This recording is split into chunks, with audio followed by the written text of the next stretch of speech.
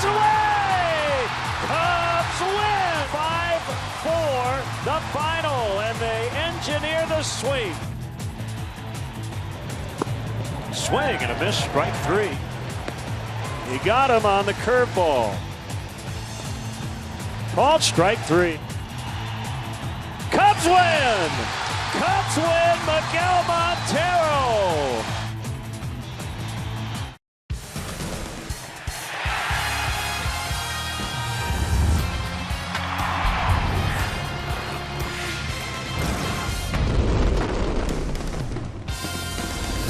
Cubs baseball on CSN Chicago is presented by State Farm. It is a gorgeous fall-like evening here in Chicago as we get you set for Game 3. The Cubs going for the sweep over the third place Pittsburgh Pirates. And welcome to Cubs baseball here on CSN. Jim DeShays and Len Casper. It's been a great year. It's been a great month of August. Yeah, it's been very impressive. Remember, the Cubs had a losing July, the only losing month they've had over the last two seasons. But boy, did they really turn things around here in the month of August. 21-6, most wins in a month since May of 1977. A great winning streak to start the month. 5 series sweeps, tremendous individual performances. Kyle Hendricks with a .128 ERA this month. Chris Bryant right there in the conversation for player of the month. You see what the starting pitchers have done. So they roll into September with a lot of momentum. Rosters will expand tomorrow night, but the Cubs made a move today. Tommy La Stella is back, and he is in the lineup tonight. Yeah, good to see Tommy back. He met with the media earlier today. You saw the numbers. You see the numbers, excuse me, he put up this year, batting .295. Tough left-handed bat, handles velocity. Right in the lineup tonight. Tommy out there playing second base. Spencer Patton option back to Iowa. Veteran right-handers tonight. Ryan Vogelsong for the Pirates. Jason Hammel on short rest after a short start his last time out. Cubs go for their 14th sweep of the year. Next.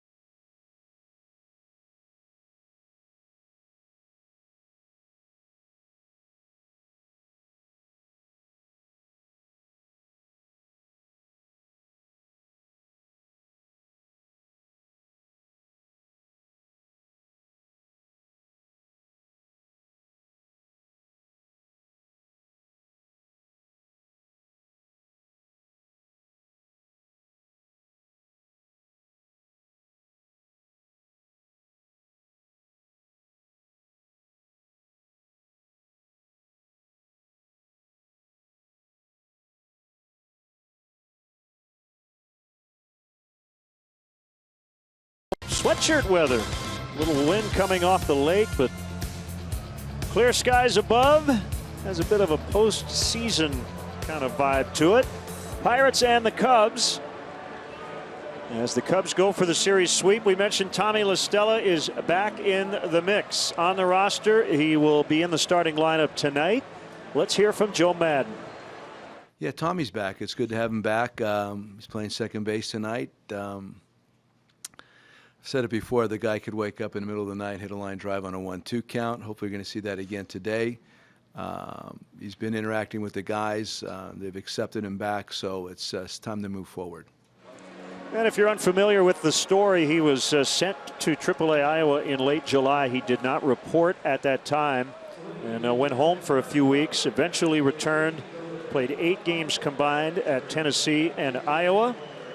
And he is back one day before the rosters expand.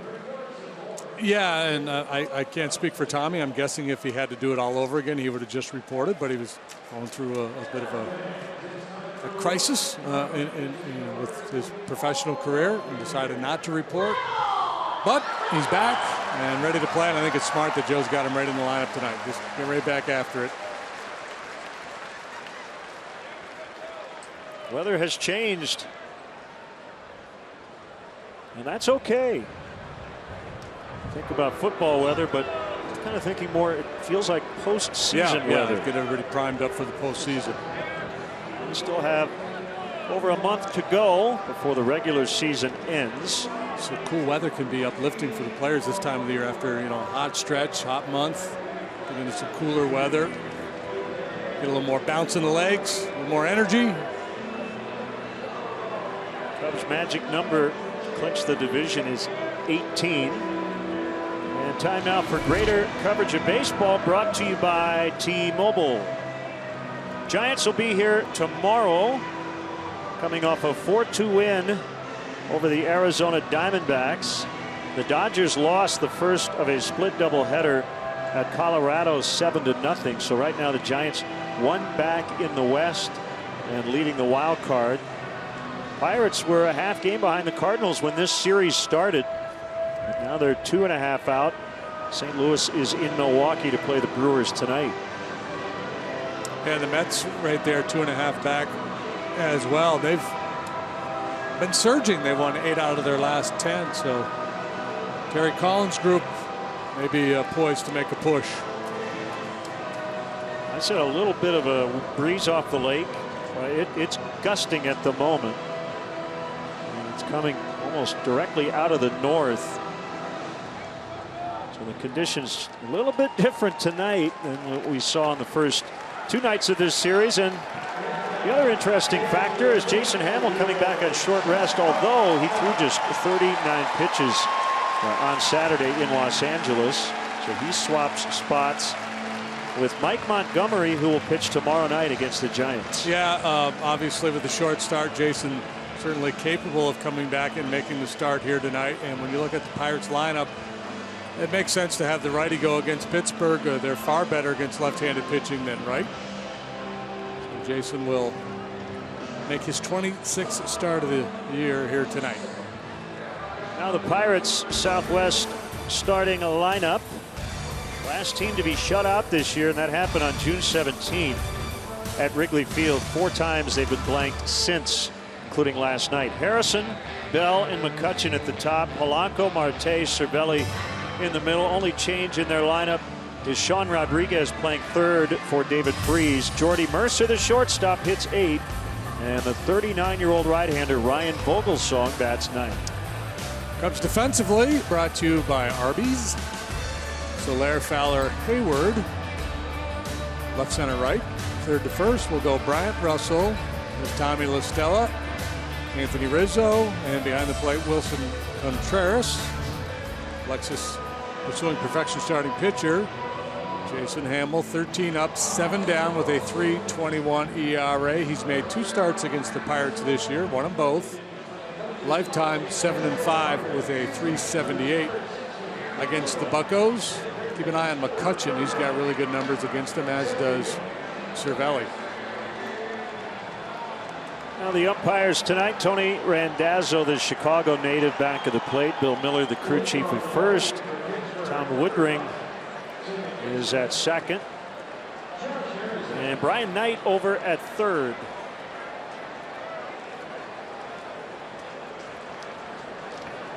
Harrison to start it. Hammel comes in with a 1.79 ERA at home, second in the majors to his teammate Kyle Hendricks, who has a 1.21. First pitch fastball for a strike on Harrison.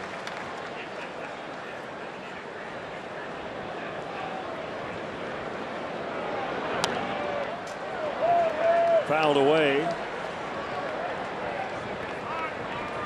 Pun intended. Jason may be out there with a little bit of a chip on his shoulder tonight. Maybe not eating the potato chips, though. It's cooler here tonight, so he might not have had to go to the potato chip. But clearly upset when he got removed from that game in L.A. after 2 1/3 the other day. Why wouldn't you eat a potato chip, though? Yeah, it doesn't need to be hot and steamy to justify the consumption of potato chips.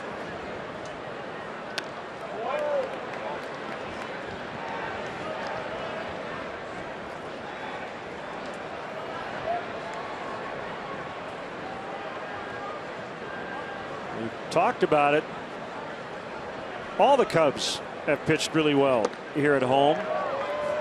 If you look at the top 11 qualifiers in home ERA, the entire Cubs rotation is in that group. 2-2 on the ground, not hit very hard. Russell booted it. Timing was a little off, and it looked like right at the end he realized he was going to have to rush it a bit, and he missed it. Yeah, and I think the key word there is when you said slowly hit to shortstop. So maybe taking a little peek, see if he could find Harrison, get a sense of how much time he had, and came up empty. That's a rare misplay by Addison Russell. Now Josh Bell, switch hitting first baseman, getting his major league career off to a quick start. 2 home runs, both have come against the Cubs. Big lead by Harrison, and he just gets back in time. Harrison got picked off by Kyle Hendricks last night.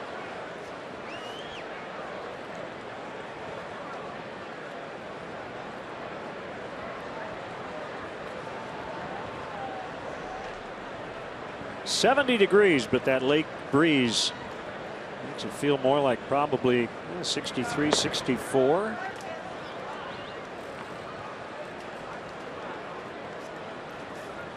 Bell proving to be a very patient hitter. He's walked in 22% of his plate appearances so far. You know, it's a small sample, granted, but still impressive. He's only struck out a couple of times. So batting .355, .488 on base, .613 slug for the big switch hitter. Do you believe in omens? Do you believe in ghost stories, Miss Turner? What do you got? Well, there were 6 games played earlier today, and the home team won all of them. Wow. 2-0. So if you believe that that's a good omen, then Cubs should win tonight. We know that it really doesn't matter, but and if you believe in just the odds, then the Cubs are in trouble.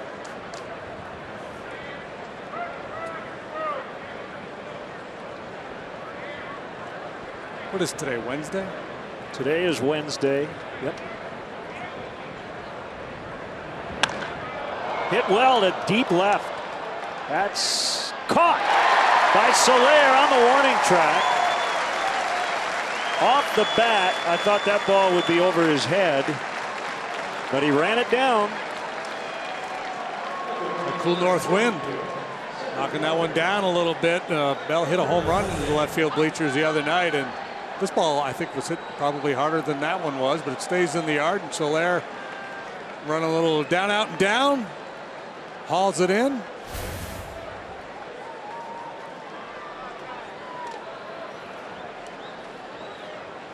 Brings up McCutchen, who has hit in 8 in a row. And he'll just try to carry his August into September. This has been by far his best month of the year. And ball 1. 333 or tree hitter against Jason in his career. 12 out of 36, and 12 of those hits have left the ballpark.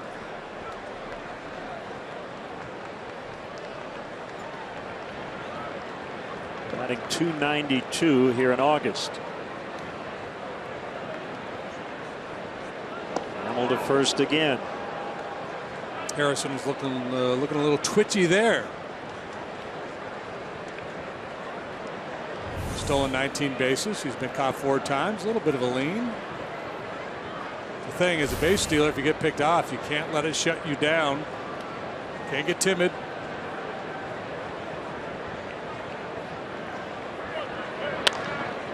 Could be 2. 5 to 4 to 3.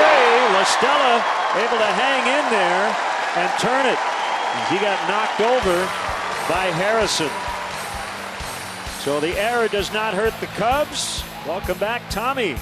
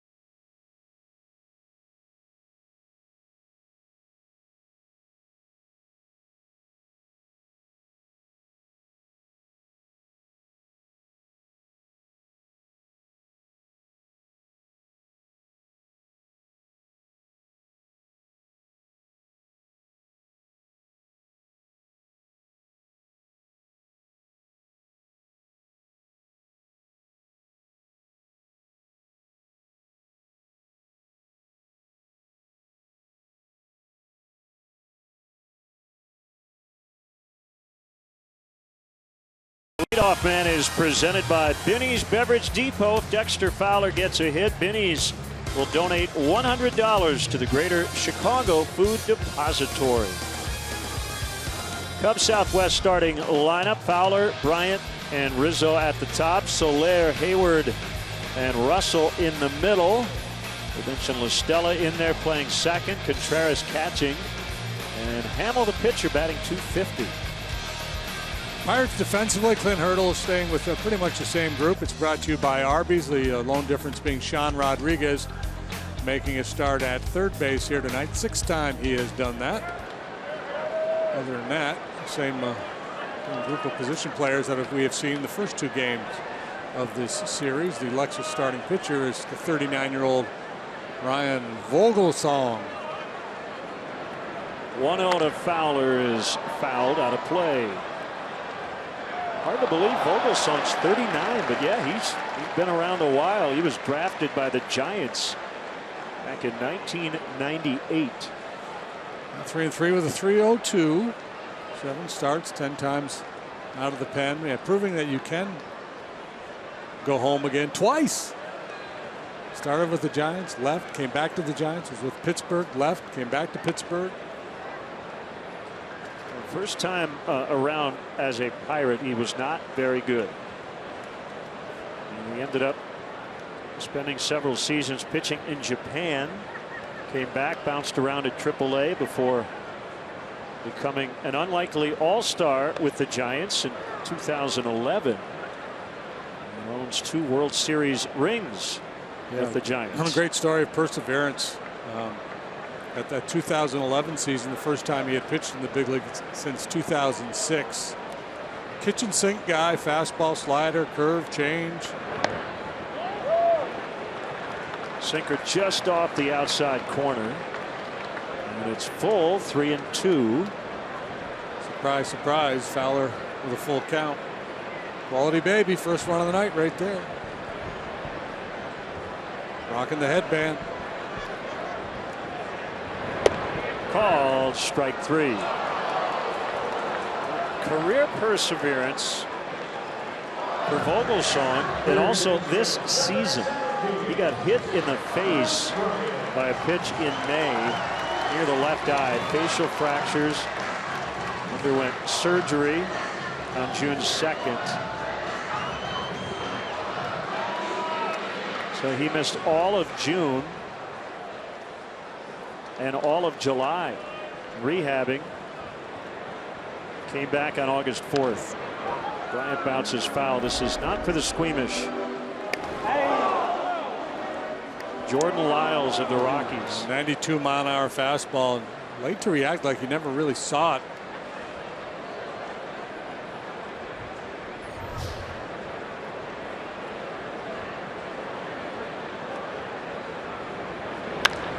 Bryant in the air. Deep left. Gone. He's got the National League lead again. Number 36.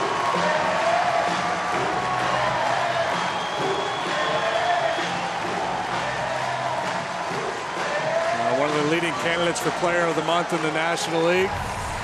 Chris Bryant gets a little spinning but not breaking slide ball. Looks like maybe a curveball anyway. It's a home run ball. Home run replay. Mr. Bryant circling the bases for the 36th time this year. Had to double check. Arenado did not go deep in the first game of their doubleheader. Seems like every time one guy homers, the other guy does too. So he now has 22 hits during his 13-game hitting streak. Last night it was Rizzo who homered in the first inning.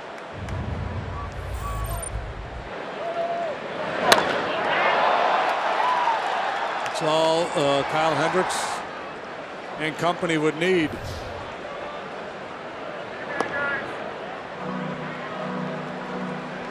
One and one. Yeah, that's how you hit a home run to left on a night like this. Keep it with that low trajectory. Under the wind, as they say.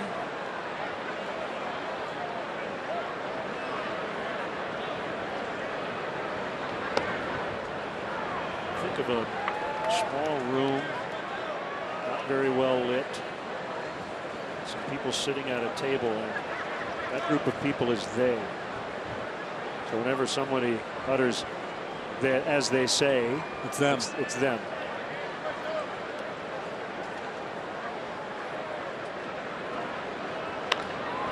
On the ground, it's the third baseman, Rodriguez, and he gets Rizzo 2 outs. Now Soler in the cleanup spot tonight. He's had a really good series. 4 hits, including a game-tying home run Monday night in the 9th.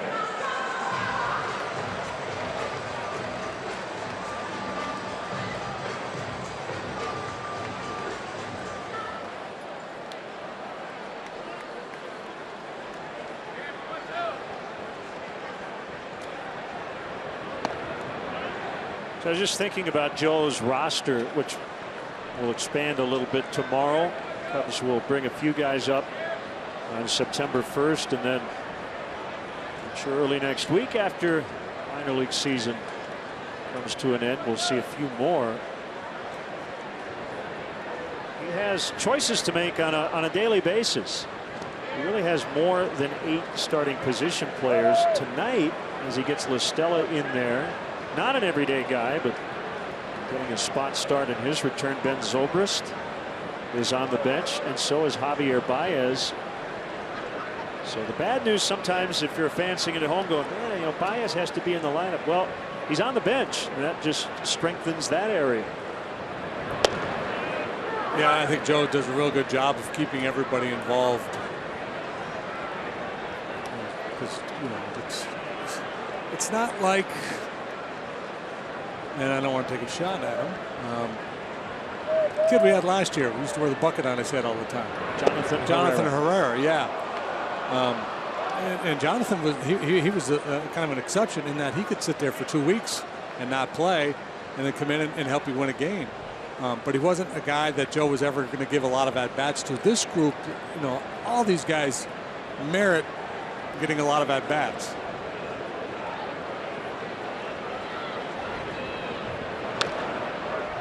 The fact that you described him the way you did, and I immediately knew who it was. It was kind of funny. And makes me sad too. He was a fun player. Yes, he was.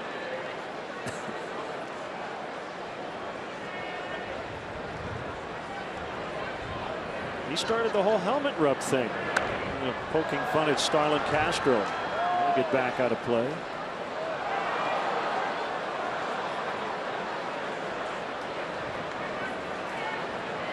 He could have gotten pretty good odds if you had wagered that Herrera would be here all year last year.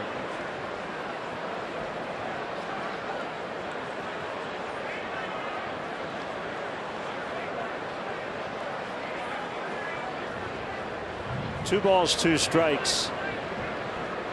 And the pitch is high, it's full. Hayward is on deck.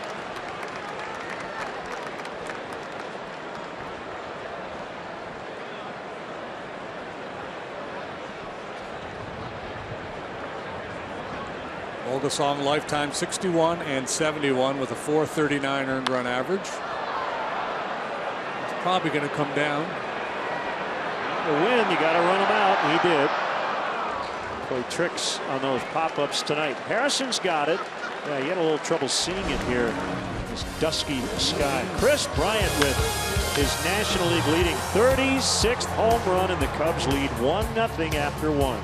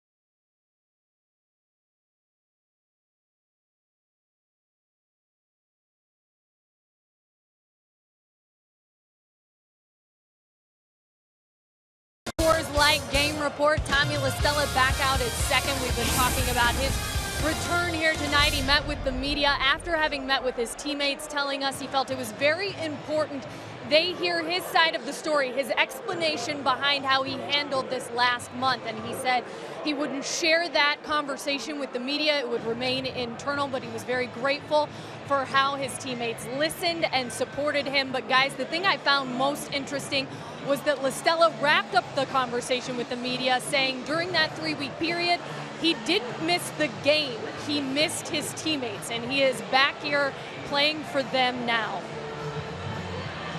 Kelly, thank you.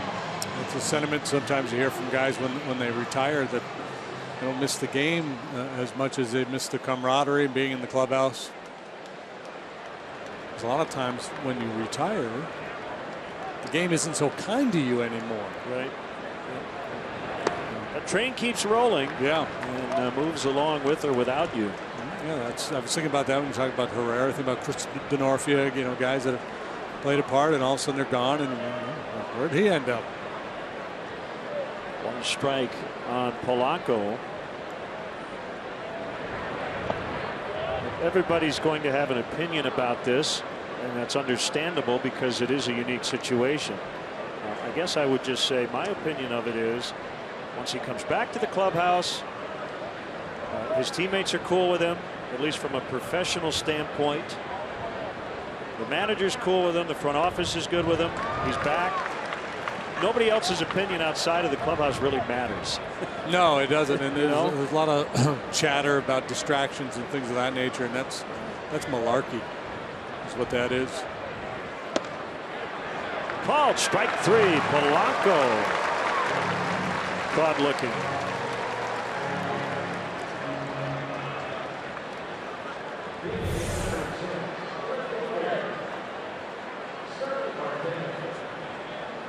You'll take it. Yep.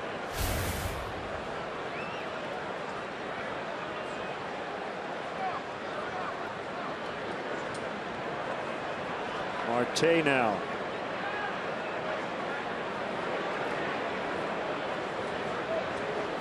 .45 knocked in, and he has stolen 46 bases. He thought he pulled the bat back. I thought he went. Bill Miller said no, that he did. 46 stolen bases from Marte, good for third best in Major League Baseball. Yeah, he did. Yeah, had it out there long enough. Hammel's 0-1 swing and a miss. Good change.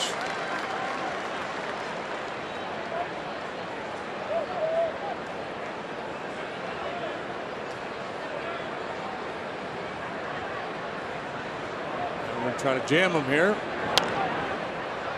And he just bloops it over the head of Rizzo, and Marte is on his way to second. He's got a double.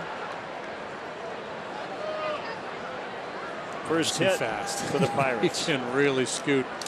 Yeah, they're trying to tie him up inside with a fastball, and I think if it's up higher, on the hands, probably gets a weak little pop-up, but the ball was down a little bit. He was able just to drop the head and flip it the other way. And off he goes.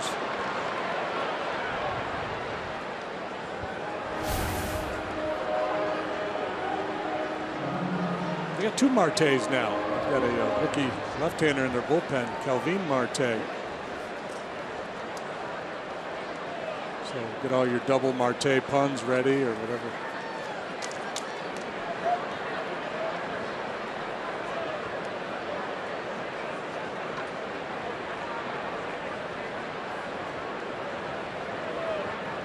Francisco Cervelli.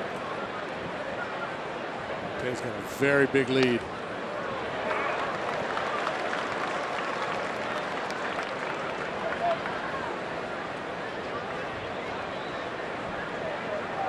Marte has 3 out of 6. Trying to steal third.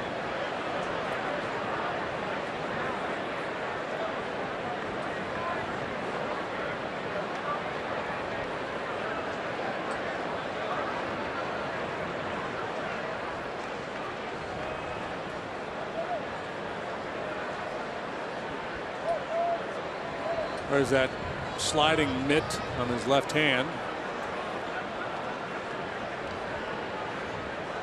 I'll protect the digits.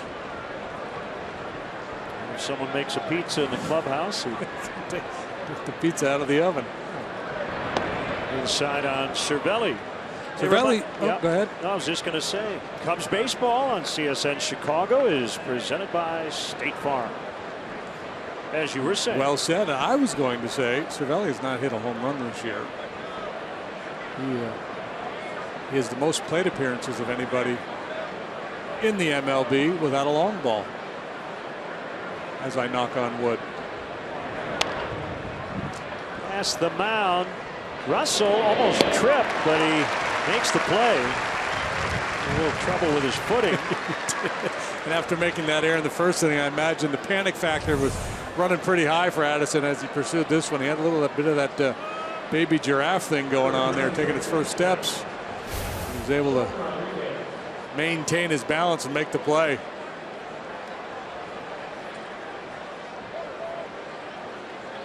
So Marte is at third, 2 outs, and it's Sean Rodriguez, Pirates version of Ben Zobrist, or Javier Baez. Play a lot of different positions. He swings and misses. Yeah, he likes to swing and he strikes out a whole bunch, just about a third of his plate appearances. But he'll also walk and he hits for power.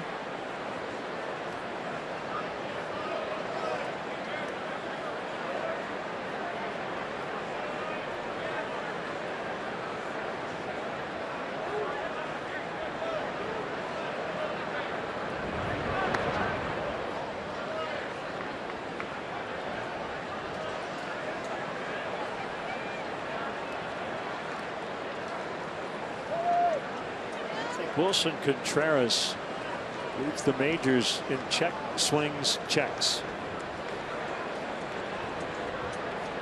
He'll even think about swinging, and he's going to appeal.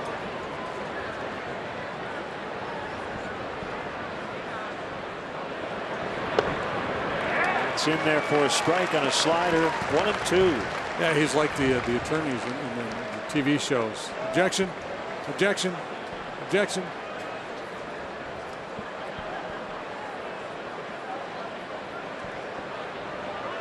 Loves to throw to the bases too. Start to wander, he's going to take a shot at you.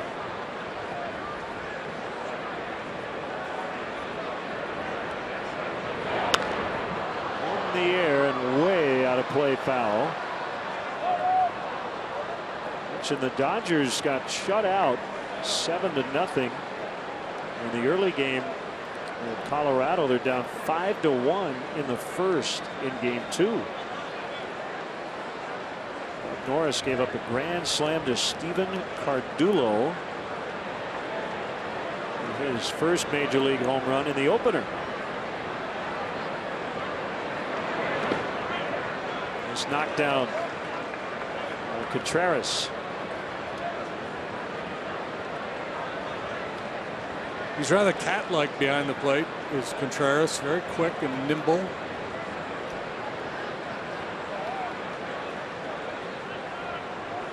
Can he jump over a candlestick? He can, and he's much improved too, just technique-wise in blocking balls. Diving stab, Chris Bryant. So he's been worth a run on offense, and he just saved a run on defense. Speaking of nimble, not bad for a big guy.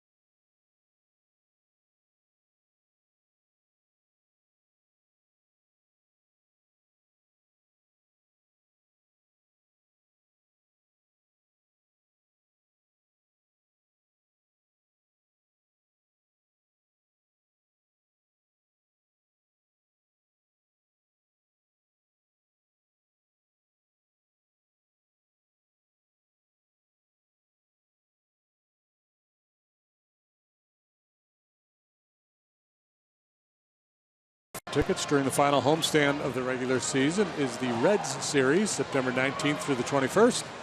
Don't miss your chance to catch a game at beautiful Wrigley Field. Visit Cubs.com to get your tickets. Well, some people bundling up if they can, if they came dressed appropriately. And a called strike on Jason Hayward as Cubs bat in the second. Snapped an 8-game hitting streak last night. 0-2. So I would imagine if you polled every major league player, particularly position players, guys who play every day, they all probably have one routine, one thing they do that's a little quirky to get ready for a ball game. Do you know what Jason Hayward's happens to be? I do not. He doesn't do it every day, but he probably puts his full uniform on earlier than anybody in the clubhouse. That's caught by Marte. It is not out of the realm of possibility for a 7:05 first pitch that by 4:15, if the Cubs are not taking BP, he's got his uniform on. He said, now if someone stole your uniform and gave it back to you at 6:45, would you be able to function? He said, yeah. He said, then you go hang out? Could you kick your feet up and rest or something? He goes, yeah. It's just part of my routine. Just likes to do it, get that part of it over with. Yes, he said, the one thing I know when I put my uniform on early, that is off the list. So that's not that weird. It's just different. Maybe he's had some dreams where the game's about to start and you can't, you know, that dream we all have, you know, you can't find the classroom or you can't find your shoes or something. So maybe he's had one of those. He's just taking that right out of play. Right. 1-1 on Russell.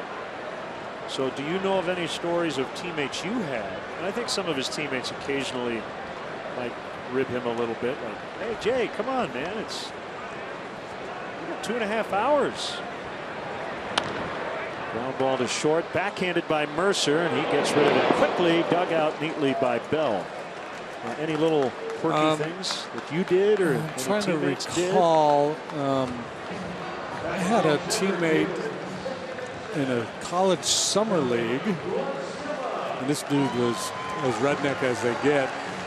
And he used to come in after BP every day. It was in the Shenandoah Valley League in Virginia, really hot. And he would come in and shower in his uniform after BP. What? Yeah, he'd just go stand under a cold shower in his uniform, then go sit by his locker and semi-dry off, and then go out and play the game. Wait a minute. You play the game in a soggy uniform? Yeah, I'm not sure what was. Are you really getting the benefit of a shower if you have your clothes on? Yeah, I don't know what his thinking was. Okay, that's weird. La Stella hits a ground ball. Harrison in short right, and that will end the inning. 5 in a row retired by Vogelsong since the Bryant homer. 1-0 Cubs after 2.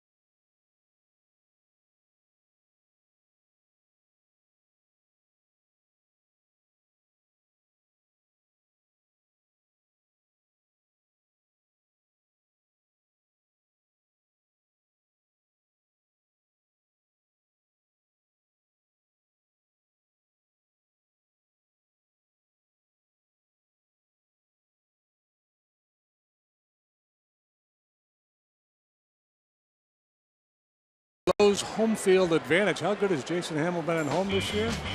That good. 12 starts, 8-1 with a 1.79 ERA, a paltry 184 batting average against. 62 punches, 25 walks. One of those wins coming on May 13th against this Pirate team. He allowed just 1 earned run in 6 2/3. He's pitched scoreless baseball his last 3 starts here, his last 5 at Wrigley Field. He has an 0.55 earned run average. Sounds familiar. It's very similar to what we said about Kyle Hendricks last night. 1-0 on Jordy Mercer.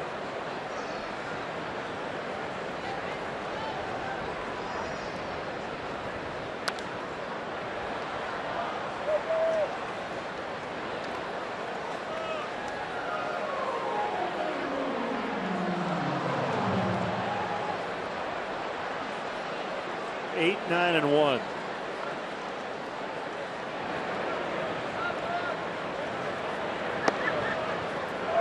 One and 2 the count.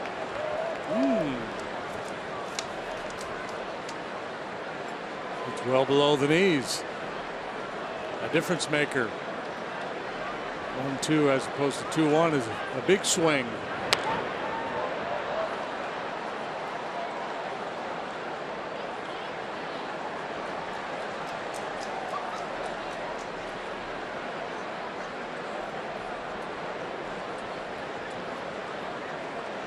Jason's nickname this year should be Aberration. He's given up 55 runs, 20 of them coming in 2 starts. They weren't all earned.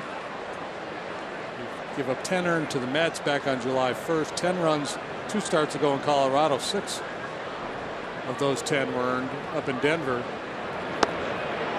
Strike 3 called. Cubs fans, show your team pride with Cubs checking and an official Cubs MasterCard debit card only available at your local Wintrust Community Bank. Go to wintrust.com/Cubs to learn more. Member FDIC.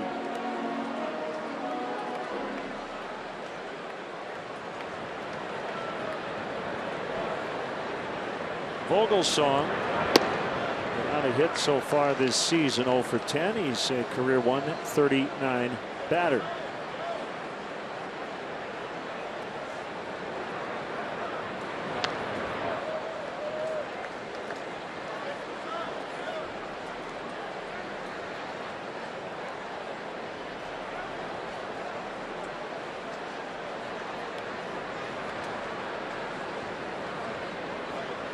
Cubs are 21-6 in August.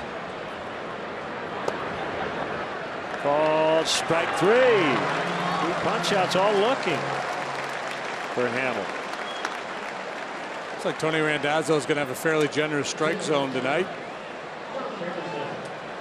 Pitchers would be wise to bang away at the corners, down around the knees.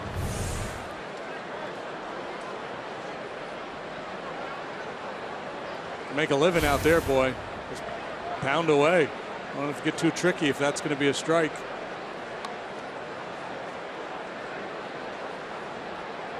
Harrison bunted through that pitch, which might have been a changeup. Yeah, he's thrown at least a couple of right-on-right changeups here tonight. Changeup pitch he doesn't use all that often, but I think he's starting to develop some feel for it. 0-2. Like he's got a new toy. This is the first 21-win calendar month the Cubs have had since 1977. Last time they won 22 in a calendar month was 1945. Chance to tie the club record for August. They went 22-6 in 1932.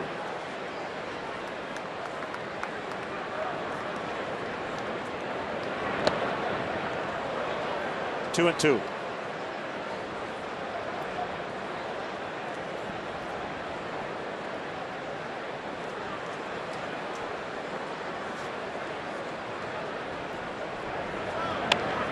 Ground ball backhanded by Bryant. He's going to bounce to the throw. It looked like on purpose. Harrison thought he was safe. I didn't think he was that close, but he did. Clint's giving we want to take a look at this wave to the umpires. They may be wondering if Anthony pulled his foot. The throw clearly beat him. He will not challenge this, I don't think.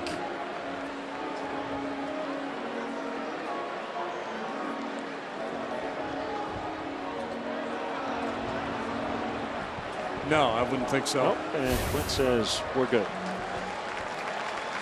Bottom of the third, it's 1-0 Cubs.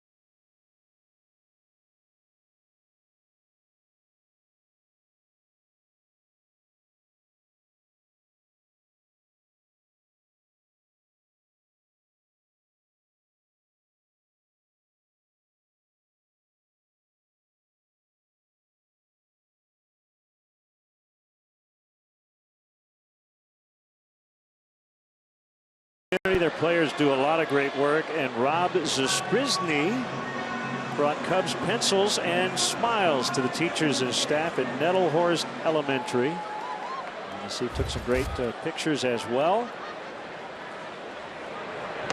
Wilson Contreras swings and misses.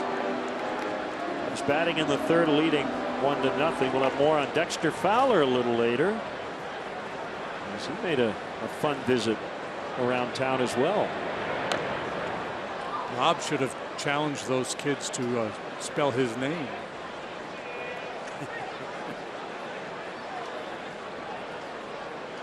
Free pizza on me if you can spell my name.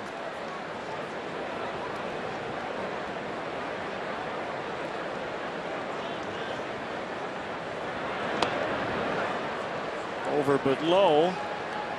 1-2. Contreras, in his first major league plate appearance, homered on the very first pitch. It was against the Pirates in June here at Wrigley. So hit the big 2-run homer in the 8th on Monday to start the comeback. Father's Day weekend off A.J. Schugel.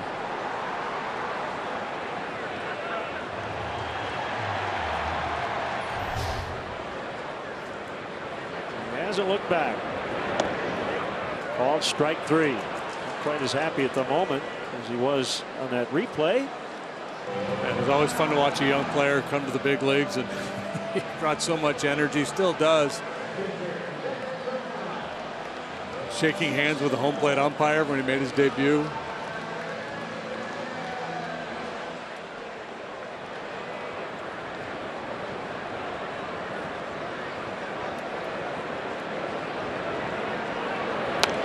Hammel fouls upstairs.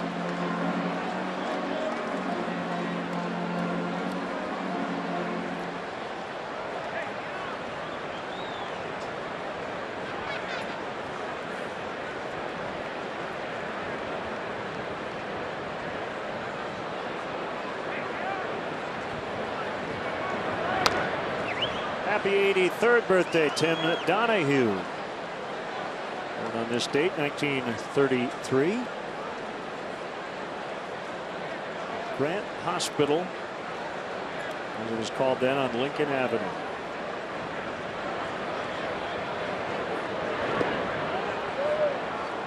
Hammel held 1 and 2. Shares a birthday with Hall of Famer Frank Robinson.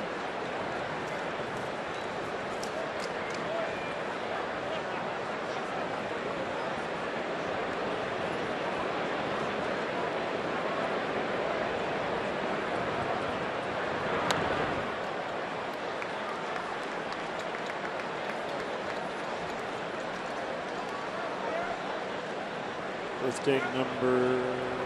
Frank. He's got to be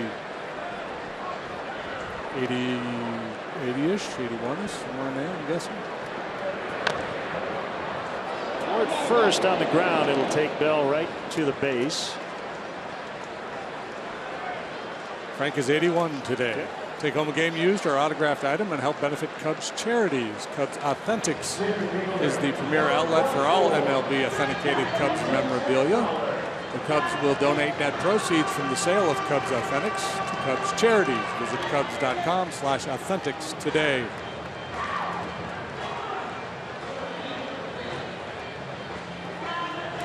Frank Robinson, born in Beaumont, Texas, August 31st, 1935.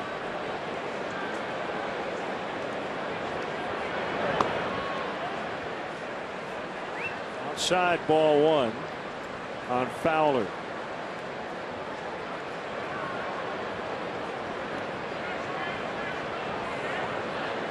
Here's a good Fowler note for you. Okay.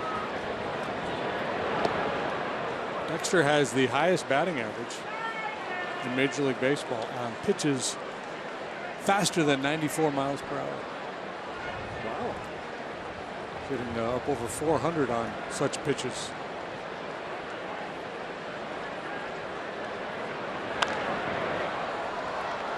It's a good note.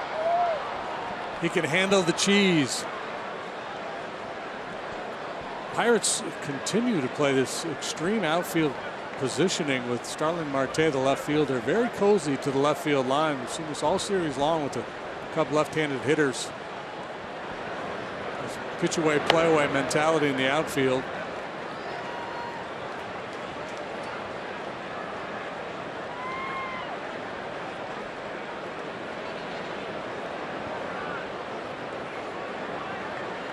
I think it's also with the infield shifting the other way. It stops what might be a fairly harmless ground ball to the right of the third baseman from turning into a 2-base hit.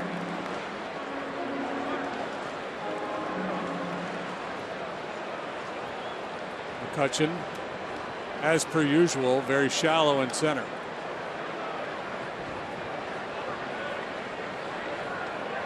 Full count with 2 outs. You know, Vogelsong doesn't want to face Bryant this inning. And he won't. Good night to pitch. So Fowler has been caught looking twice. And at the end of 3, it's 1-0 Cubs. 2 quality babies.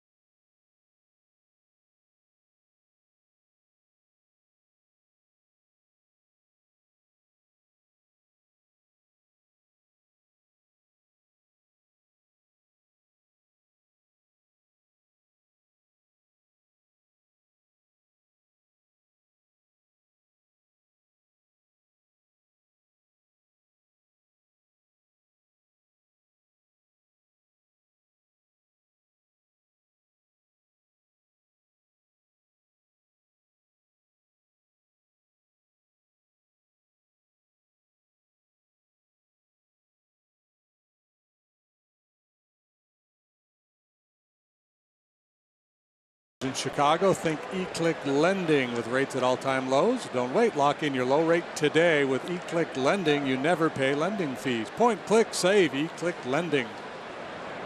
Very similar lines. Hammel and Vogelsong, similar pitch counts. One difference is Vogelsong has given up a home run. Hammel has kept the Pirates off the board, each with 3 strikeouts, all looking in the first 3 innings. 1-1 on Josh Bell.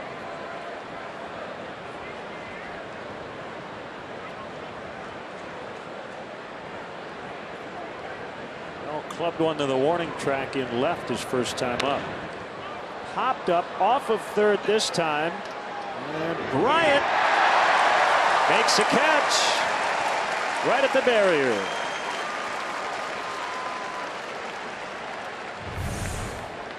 He's diving one way. He's drifting into the seats. He's hitting home runs. Yeah, making backhanded plays. Quite a night already, huh?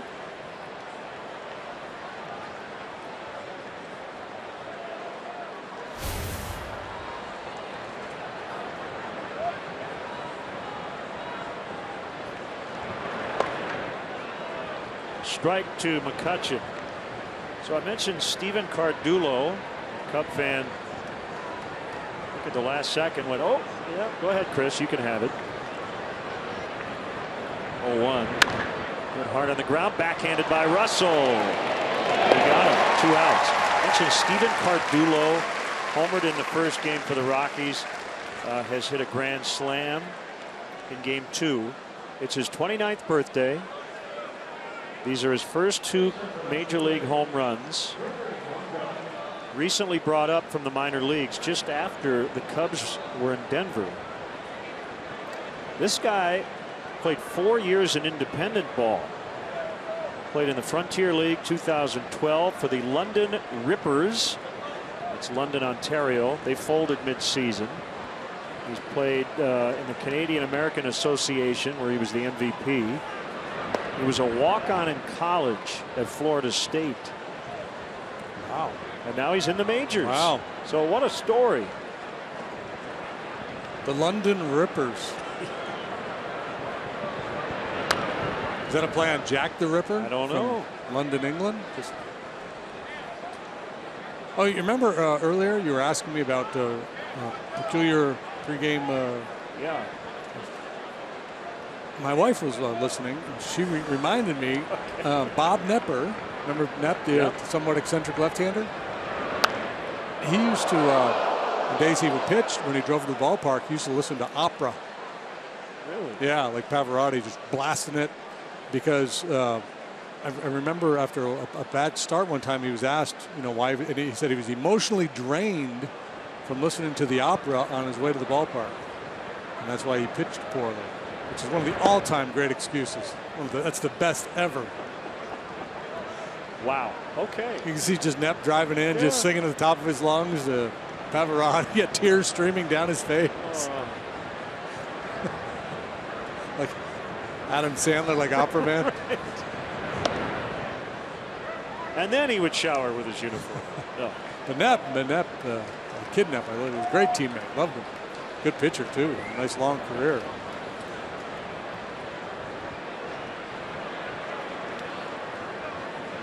Thank you, Laurie. That was a good one. Yeah,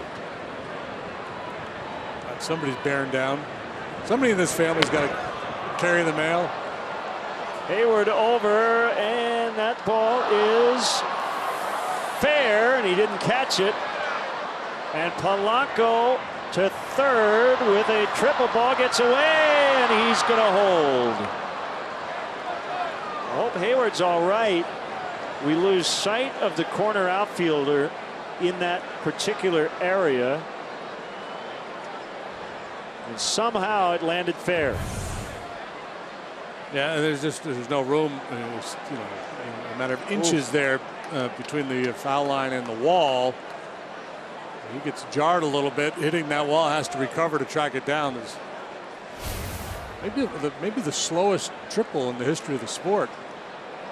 Polanco kind of running and looking, watching the whole thing develop. Waiting to see if the Cubs might want to challenge fair foul. And the chalk line is almost right up against the sidewall in that area. It's one of the interesting quirks of this old ballpark. Reminds me of some of the old gyms I used to work in when I refereed high school basketball up in rural northern New York. The out of bounds line was the timeline, or just everything was condensed. Marte swings and misses. 2 hits for the Pirates. The triple by Polanco. Marte doubled back into second. The out of bounds wasn't the timeline, but the free throw line would be the timeline going in your backcourt. Wow. Some of these small gyms, it's like Hoosiers.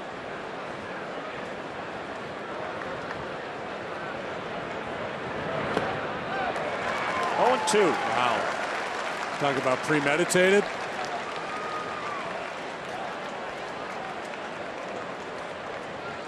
Jay getting a little greedy there with a man on third base. Contreras is set up way off the plate.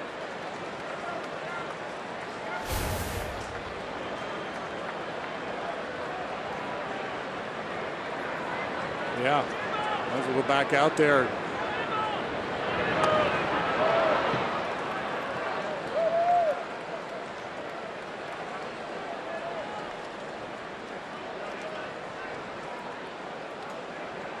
Marte having some fun with Cervelli. He was probably asking, is that a good pitch? Is that one close enough to swing at?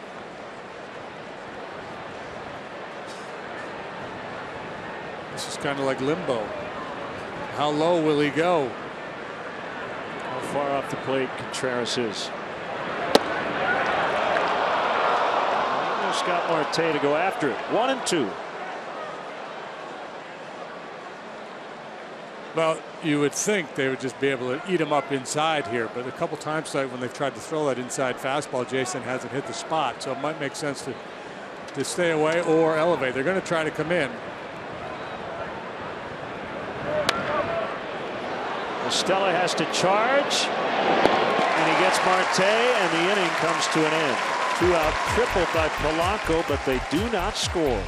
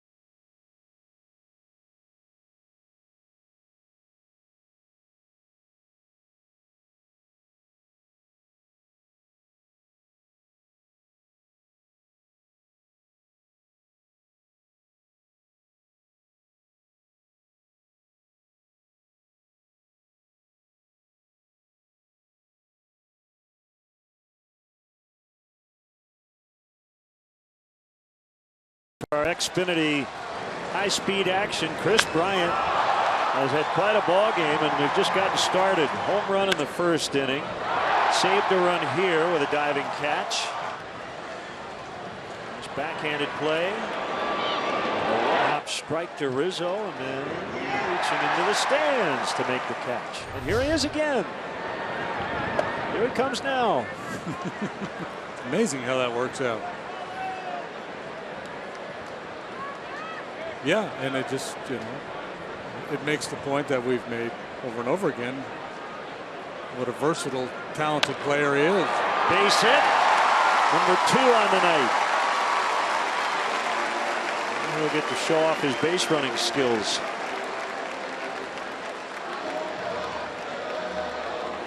Rizzo will walk up. Of course, Anthony would counter by saying, well, KB, until you've actually stood on the wall and made the play over there, you really haven't done much.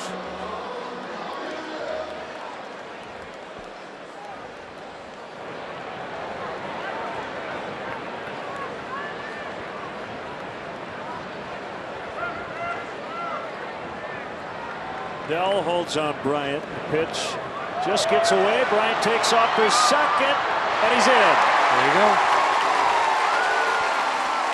Check that off the list. Let's see.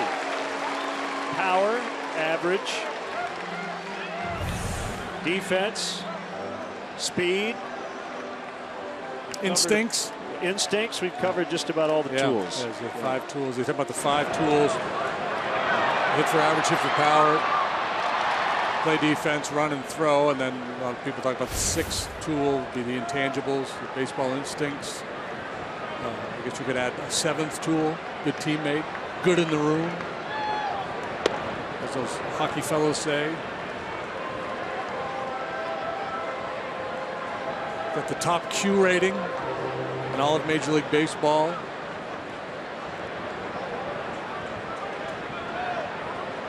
I think he flosses regularly, I've heard. Don't know that for sure.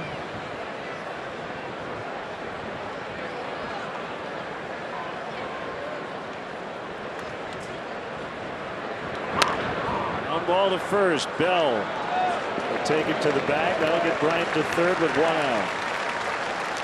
Anthony no doubt wanted more, but a productive out.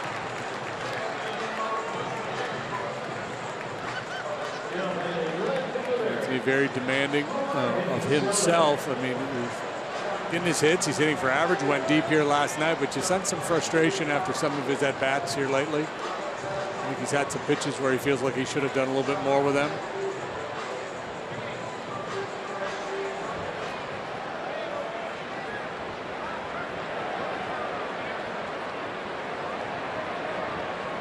Bring the infield in.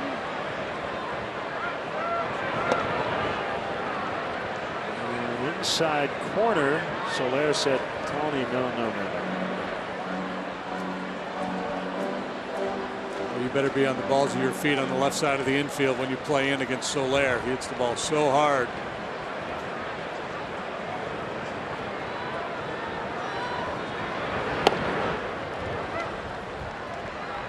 Olgasong pitched collegiately at Kutztown State in Pennsylvania. Kutztown University, I believe they call it now. D2 school. And it turned out many players think no more as a football school.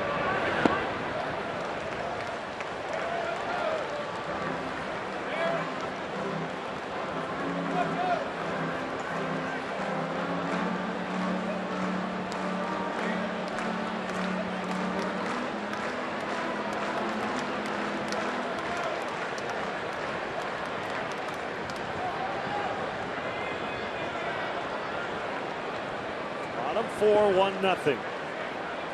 2-1 to Soler. Bounce to third. Bryant goes back to the bag. Rodriguez gives him a look. Throws to first for the out.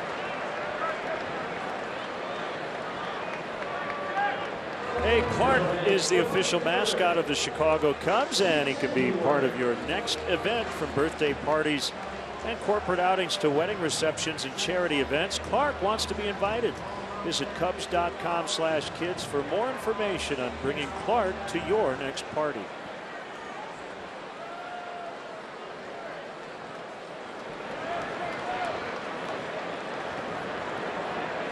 Hayward flying to left in the second. Takes a pitch outside for ball 1.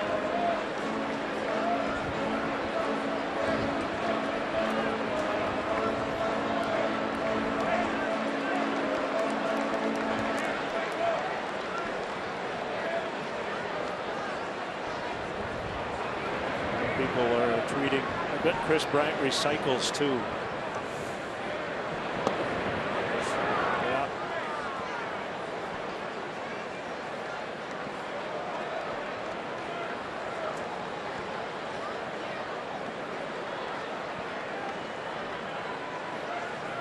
Doesn't drink milk straight from the carton.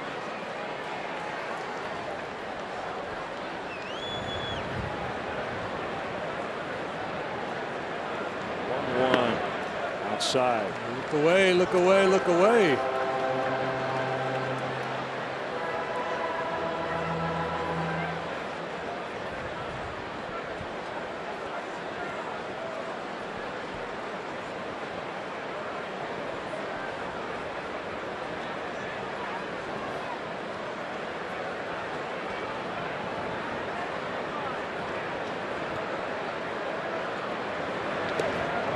Cervelli just saved a run, at least for the time being.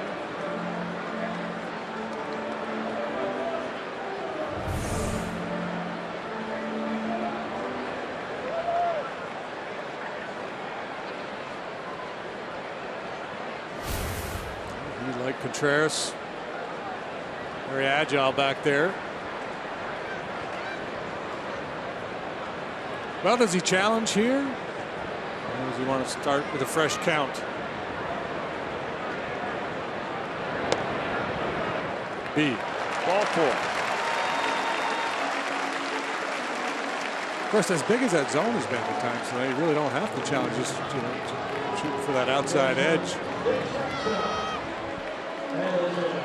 More of the borderline calls have gone the pitcher's way here tonight than for the hitters.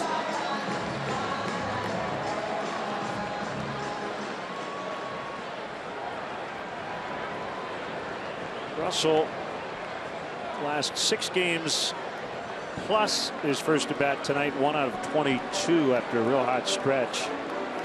Start that last road trip, getting the ball out of the ballpark with regularity. He's got 19 homers on the year. Amazing how quickly guys can go from hot to cold in this game.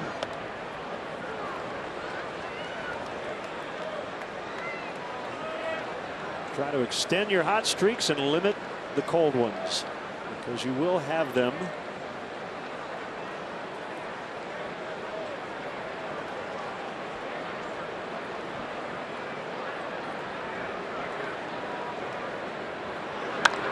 Into left and a base hit. Bryant will score. 2-0. Russell grabs his 85th RBI.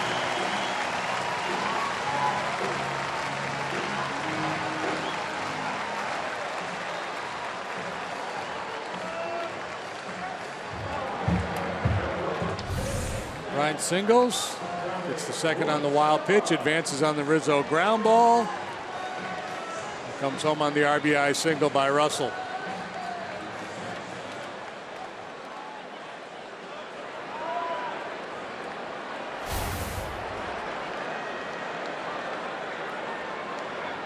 Stella, he grounded out to second. His return at bat.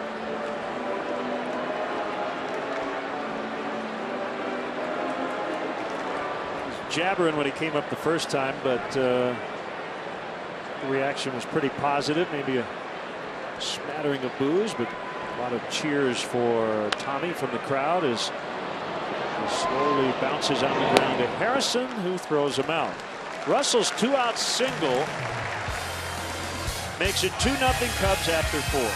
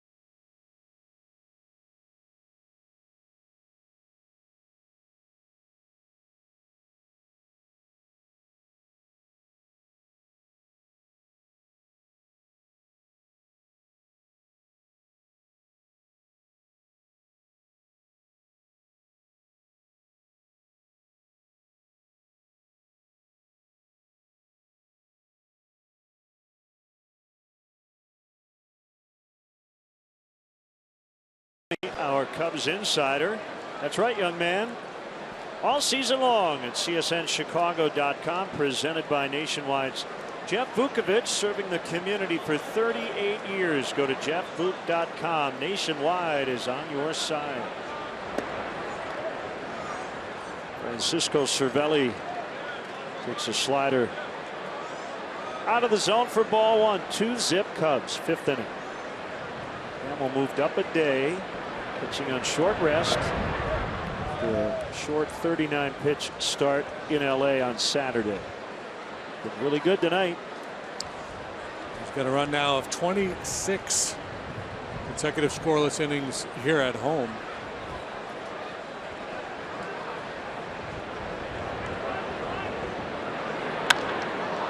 Line shot right to Soler.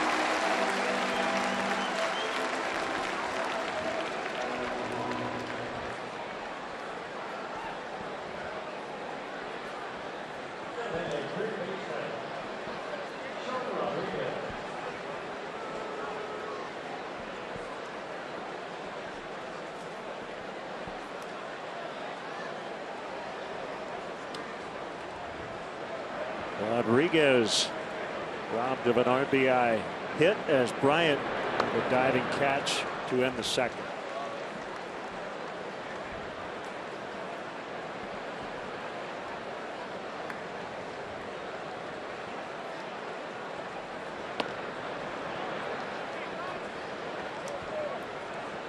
Contreras patting his chest as if to tell Hammel, my bad, I'm going to cost you one there. Wilson with Rodriguez indicating bunt coming out of his crouch as he was catching the ball.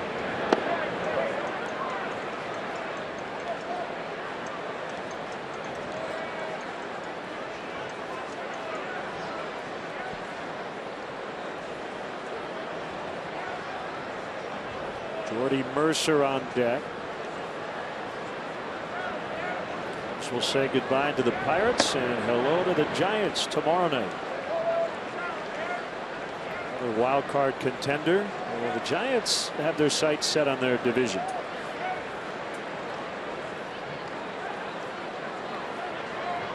A really tough second half. Ball 4.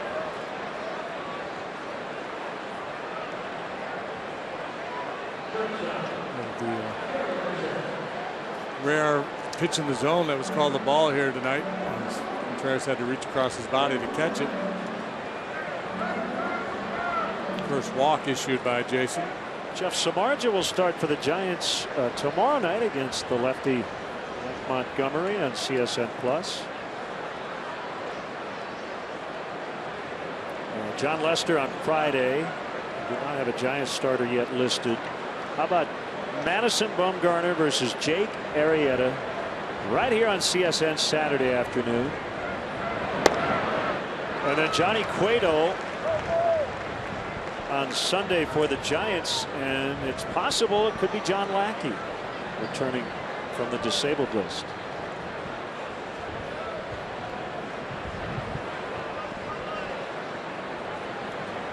Pretty good weekend's worth of matchups, wouldn't you say? It was a 4-game sweep here over the Giants last August that kind of felt like the signature series for the 97 win Chicago Cubs. And more specifically, I want to say it was a 2-0 lead for the Cubs in the ninth. Hector Rondon, bases loaded, nobody out, got out of it completely. Yeah, I don't remember the particulars. I just know Hector got out of a real dicey situation.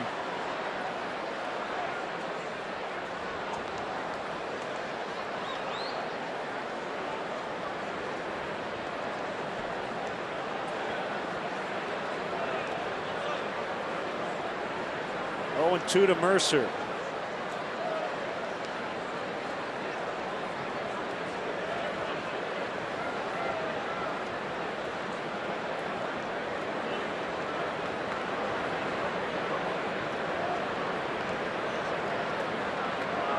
Rodriguez goes. Mercer hits a fly ball to right, and it's caught by Hayward. Rodriguez back to first. The Cubs are introducing a game-changing new premier experience at Wrigley Field. Seats featuring prime views and access to an exclusive club will allow fans to enjoy Cubs baseball in a whole new way. Visit CubsPremier.com to join the Premier Client Priority List.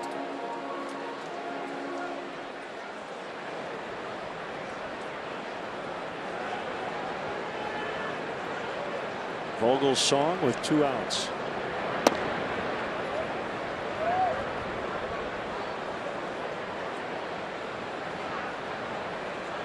Protecting the right side of his face after getting hit by that pitch back in May.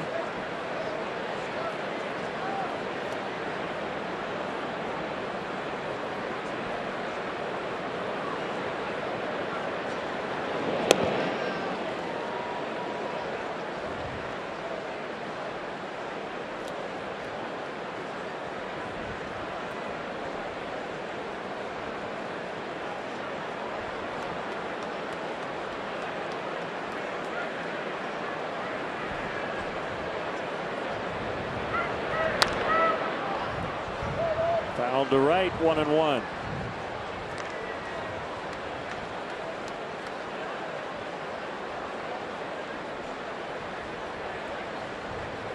Talked about this in the past.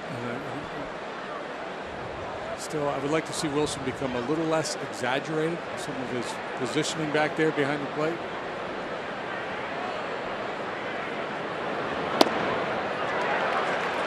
Perfect there. Previous one, he was well off the outside corner. Especially with the pitcher up there. Worry too much about Vogelsong. Sometimes it's tough to make a competitive pitch when the catcher is set that far up off the plate.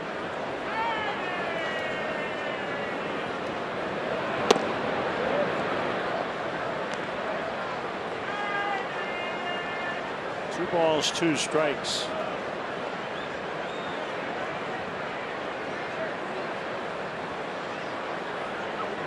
Last day of the regular season in baseball with 25-man rosters. They'll expand to 40 maximum starting tomorrow. So a lot of nights there will be uneven numbers in terms of each team. Yeah, Cubs might have 28 or 29. Giants may have 30.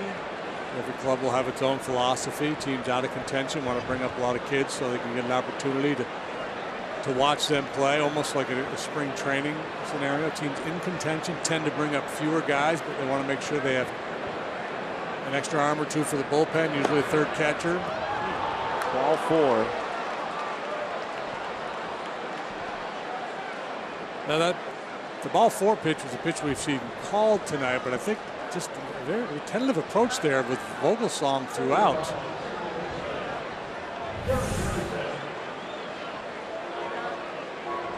I mean, it's a little bit low, but it's been a strike most of the night. But I think where Jason and Contreras got into trouble was just being a little too defensive earlier in that sequence with Vogelsong.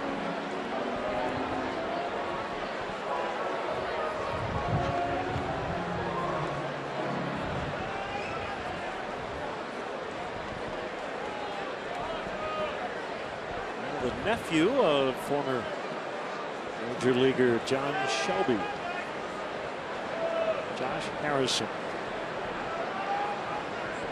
T-Bone Shelby. Yep, reached down an error in the first. Retired on a nice play by Bryant in the third.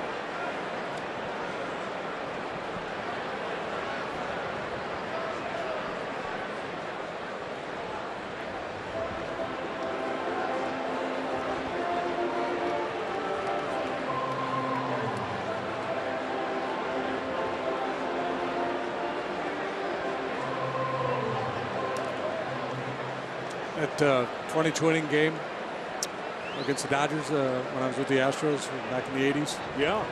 T-Bone went 0 for 10 in that game. Ouch. Yeah. Put a hurting on your batting average.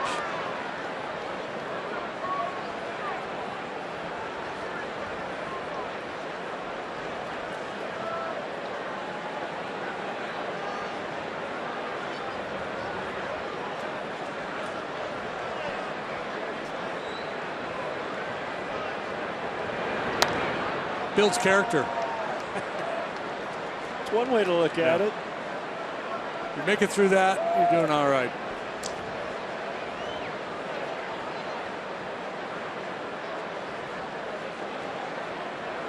Probably hit 4 atom balls that night.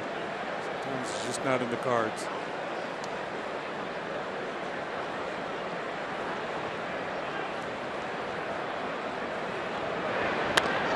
Ground ball. Bryant leaves his feet. Ball deflects away from him. Rodriguez will score. And it's now 2-1. RBI hit for Harrison. That'll end Jason's scoreless streak here at Wrigley. A couple of walks and an off the glove base hit. And if Chris doesn't get leather on it, Russell will field it. I don't think he has a play, but it would have been at least prevented the run from scoring. I'm not arguing that Chris shouldn't have tried to make a play on that ball.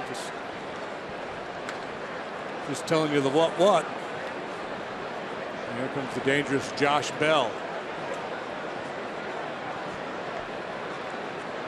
Run in first and second. It's the first hit of the inning. Swing and a miss.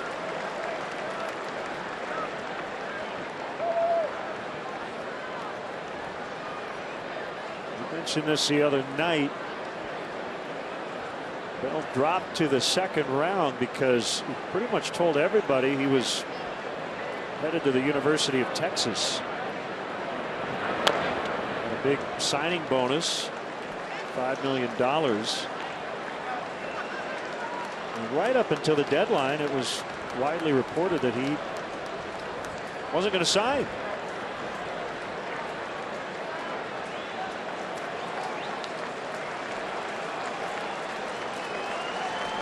Two strikes on him. Very late swing. Back in 2011.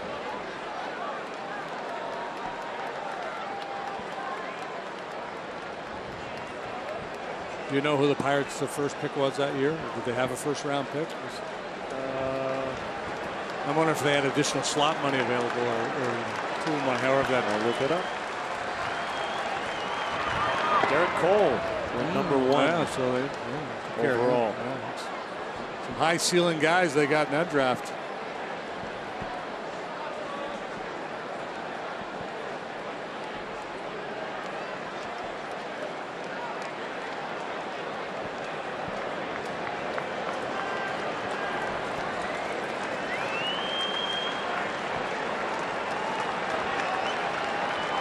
Two. Now even. Yeah, he's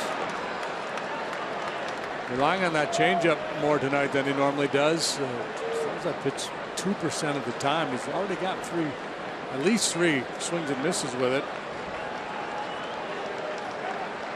Ball choking up on the bat a little bit.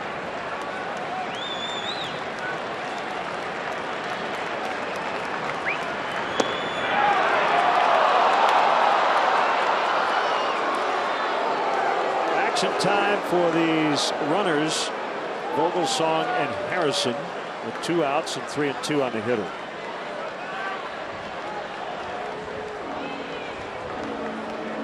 Before that, pitcher and catcher will have a word.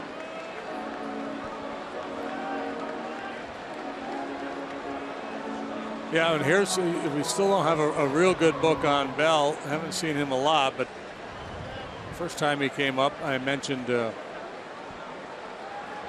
how disciplined he has been, taking walks, not striking out very much at all.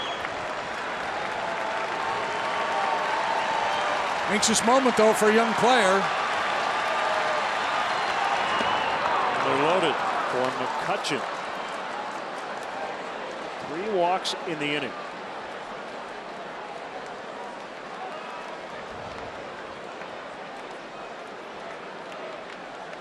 McCutchen's 0 for 2 tonight. He has grounded out both times, once into a 5-4-3 double play. Came in hitting .333 lifetime against Hammel with 3 home runs.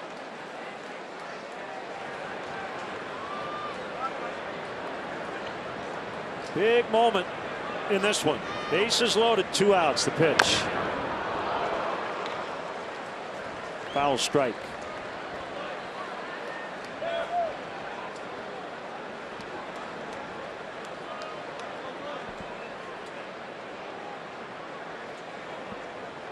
Already a 29 pitch inning for Hammel.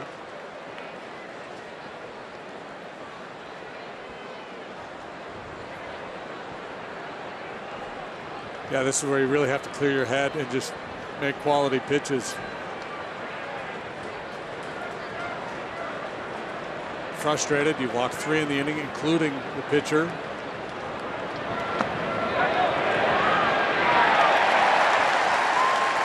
Oh, 2 on McCutcheon. Just can't believe some of the swings he's getting out of that slider. And this is a ball-to-ball slider. I'm not even close.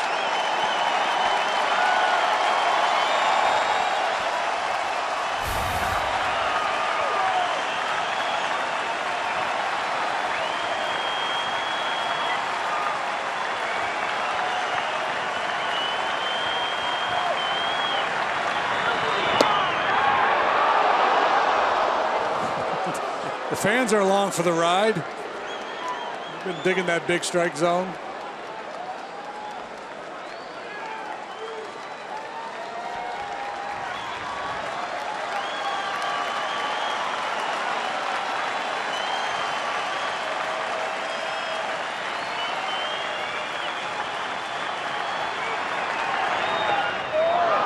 Briefly gets away. You've got a pitcher, however, running at third. And just about anybody would have put on the brakes there.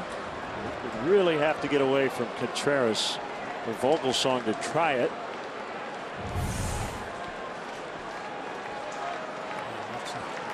How quickly he pounces on that ball.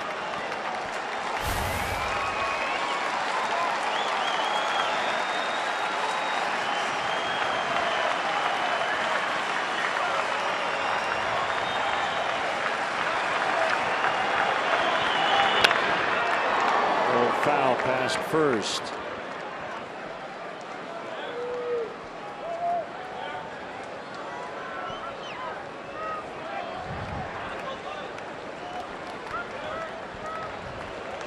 The work in this inning likely will cost Jason an inning here tonight.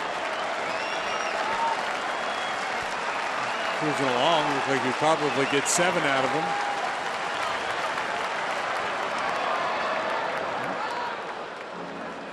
Might be running out of timeouts. They called for a 20.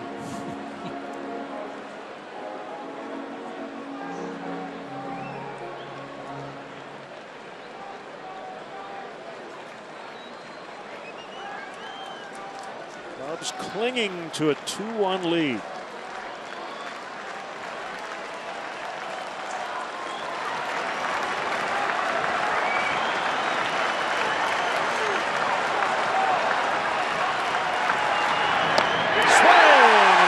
On the fastball. So 3 walks and a single. And the Pirates get 1, but that's it. 2-1 Cubs in the 5th.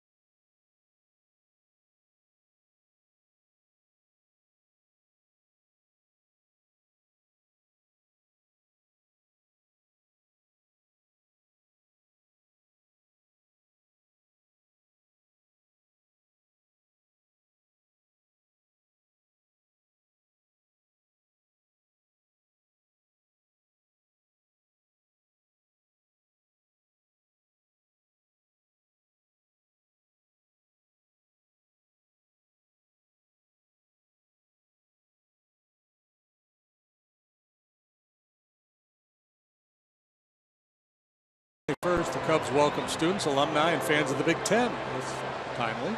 Fans who buy tickets through the special group nights page will receive a special edition Cubs scarf in their favorite Big Ten school's colors. Also, one lucky individual will get a chance to throw out the ceremonial pitch. For more information, visit Cubs.com/special group nights. I think we should ramp it up and let him come out and throw a real pitch. Contreras puts a breaking ball in the dirt. Bottom 5, 2-1. Cubs lead.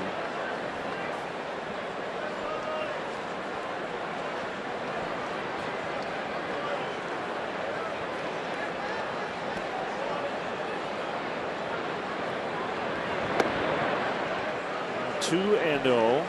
Fielder Tim Beckham got demoted by the last place Tampa Bay Rays. There's some base running issues, including not hustling a couple of times recently.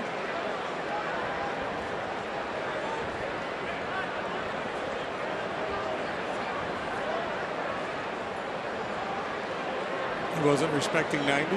Guess not. Feels like it carries a little more weight when it happens on August 31st, right? Rosters get bigger tomorrow. And, more of a statement move.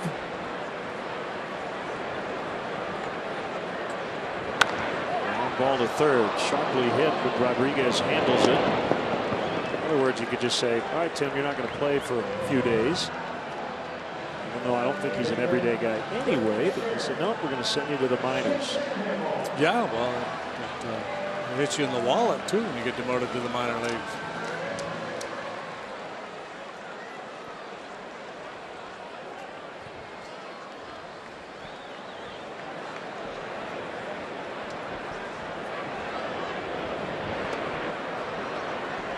A miss by Jason Hammel.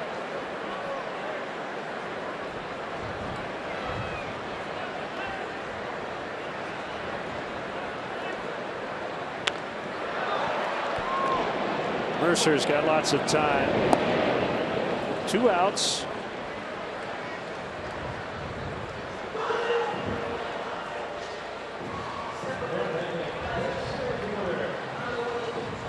Fowler will try to buy a little time, stretching his legs, going to saunter up there to home plate and give him a little bit of a chance to regroup. He was out there for a long time in the top half, and they've recorded 2 quick outs here.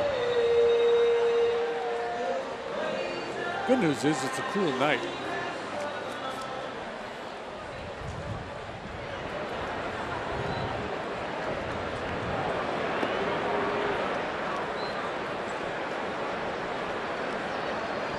Ball, no strikes.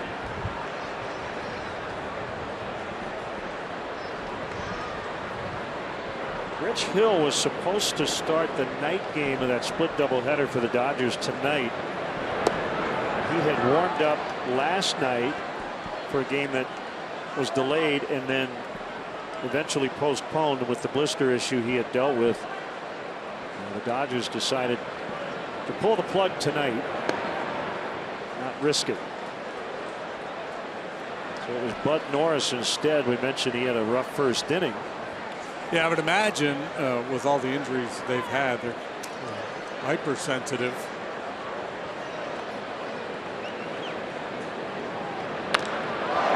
In the right center, Polanco will have to chase it down. Fowler gliding around second. On his way to third. He's got a triple.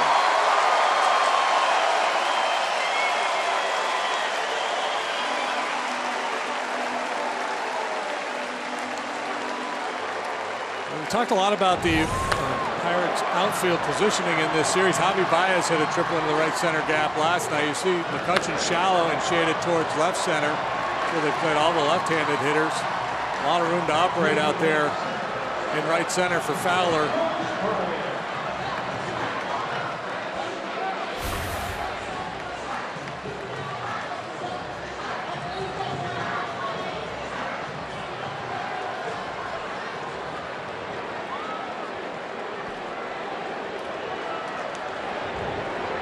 Bryant bats with 2 outs and a runner at third. He's homered, singled, and scored twice.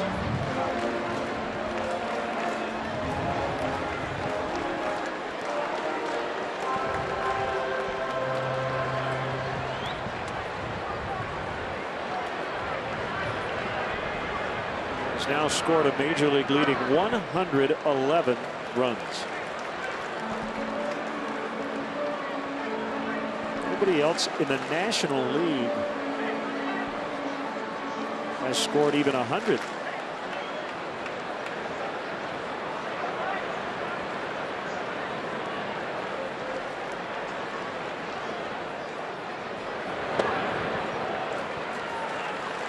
Right now it looks like Vogelsong doesn't want much a part of him at all, as Rizzo's on deck. Yeah, I doubt he wants a big bite out of Anthony either. It's this club so dangerous. This 1-2 punch of Bryant and Rizzo, right left.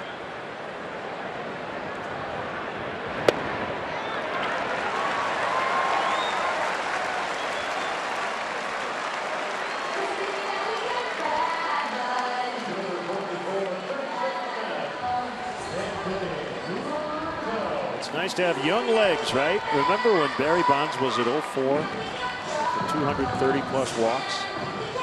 Story came out, he was a longtime veteran at that point, that he was a little fatigued that year because he was on base so much. Well, don't have to worry about that with Chris Bryant.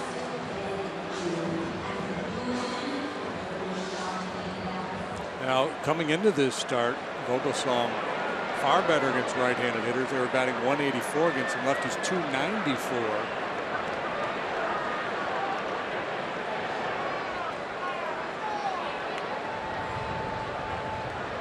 You would think, given his druthers, he'd rather go after the righty than the lefty, but the righty, that being Chris Bryant, homered and singled off him already here tonight.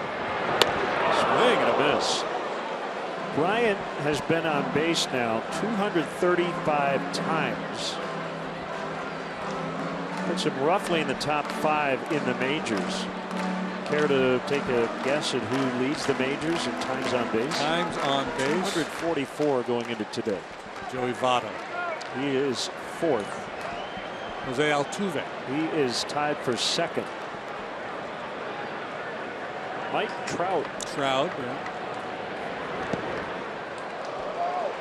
Down by Cervelli. Rizzo is in the top 8.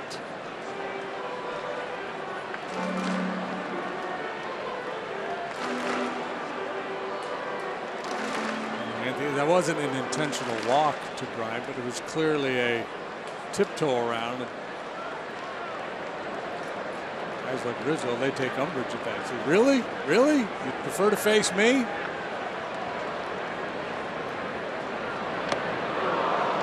That's a taking umbrage kind of swing right there. Right. Both of us, he's just airing it out.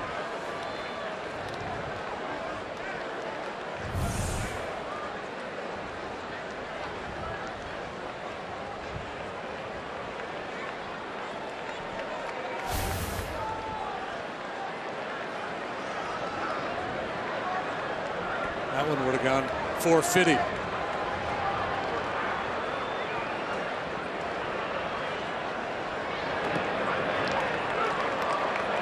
Fowler is almost halfway down the line.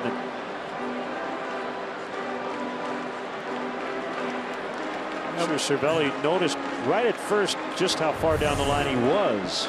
He's got Rodriguez playing way off the line, so he's taking a huge initial lead, and once he sees that ball in the dirt, he comes a little bit further.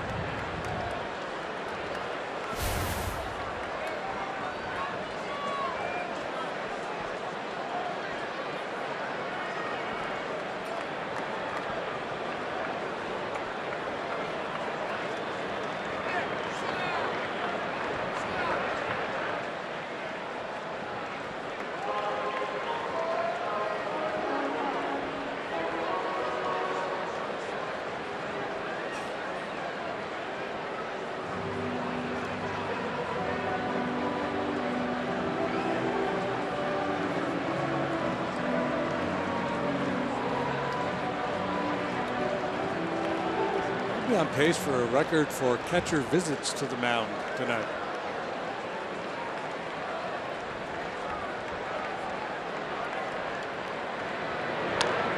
Popped him up. Orbison pointing up, and he's just going to catch it. He was, I think, waiting for one of his teammates to get it, but decided, I will take it. And the inning is over. Cubs strand 2. They lead by 1.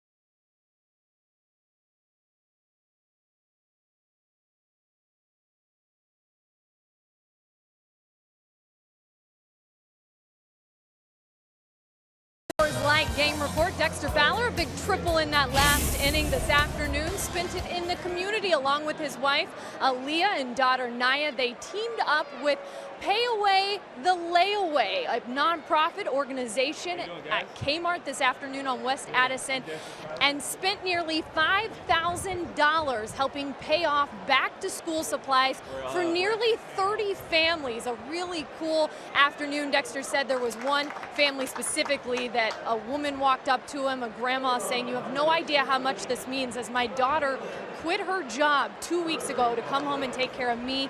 I have cancer, stage 2, and this is a life-changing moment for our family." So Dexter, his wife Aaliyah, doing good things with their organization, the Fowlers Howlers, guys. Great stuff, Kelly. Thank you. 2-1, Cubs lead, 6th inning. Gregory Polanco to start it. And he pulls it foul for a strike.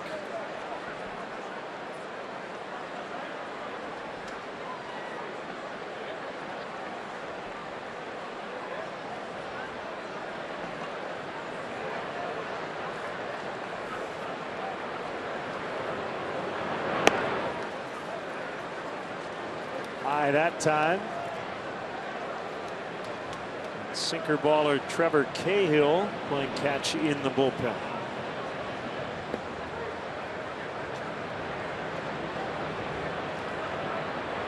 Redo. Cubs now 11-3 against the Pirates this year with that win last night. 7-1 against the Buccos here at Wrigley. 36-16 against their own division. And we'd like to welcome all our viewers watching on MTCO Communications in Metamora, Illinois.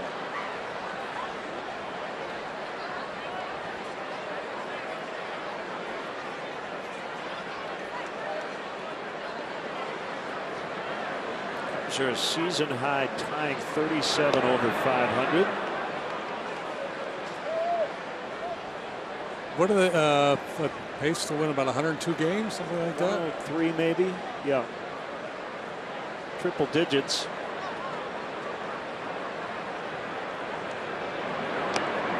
He got him on a slider.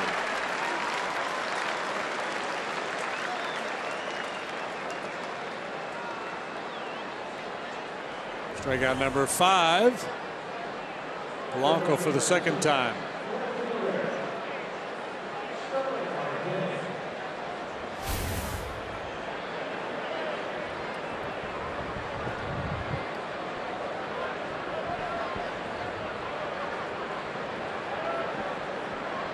Nice bounce back outing to this point for Hammel.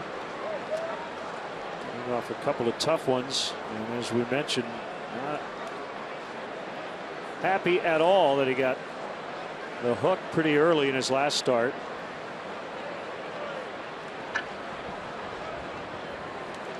Yeah, and nice for him to come out and pitch well here tonight, just for his mental health, kind of move beyond that moment.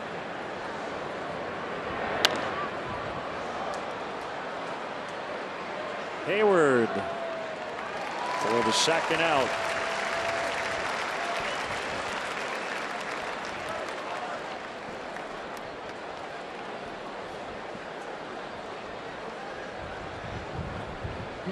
Seems to me that the Pirate hitters, if there was a word to describe them in this series, and more so here tonight, just anxious, just chasing, going out of the zone, trying to force things a little bit.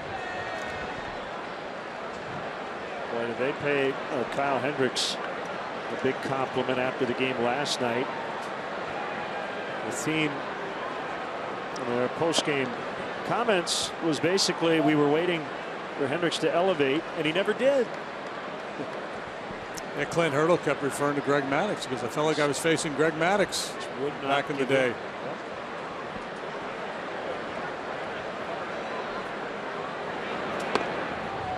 2-0 on Cervelli. Tigers swept the White Sox. Final this afternoon, 3-2.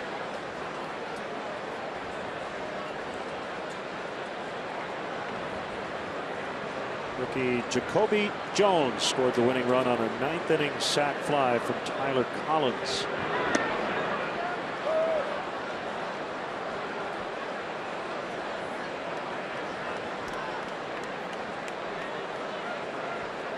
Jones from the Pirates for Joakim Soria last year.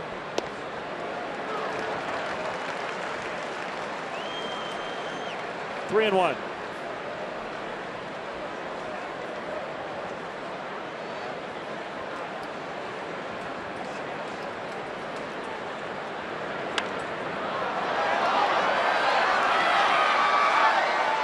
In the Cub dugout. This date in Cubs history, 1915, at the Polo Grounds, a no-hitter pitched by Jimmy Lavender. I mention that because his name is Jimmy Lavender. So the next time you're putting together an all-color team, don't forget about him. You've got your Vita Blues and the Dick Greens and Bud Joe Black. Yeah. Called strike three. Cervelli is out. Not happy one bit. So he'll have to go put on his catcher's gear and sit right in front of Tony Randazzo. 2-1 Cubs.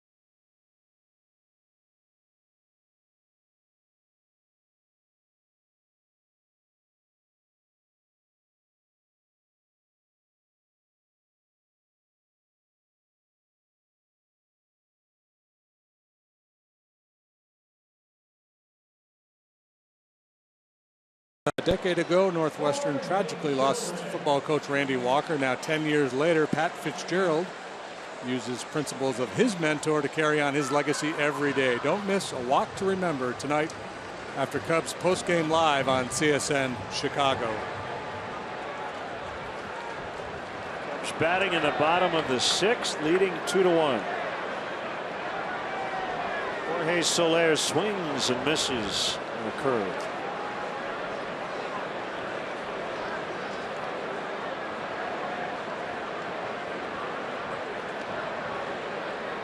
Cubs had faced rookies in 4 consecutive ball games. They get the veteran Vogel song here tonight. So it was Chad Kuhl. Deep center, McCutchen will play it off the warning track. It's a double.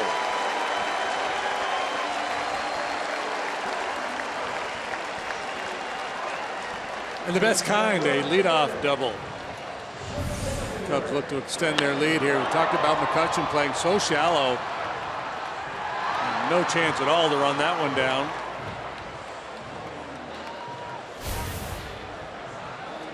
Make sure you follow In-Game Live on CSNChicago.com, presented by State Farm. Here's Hayward.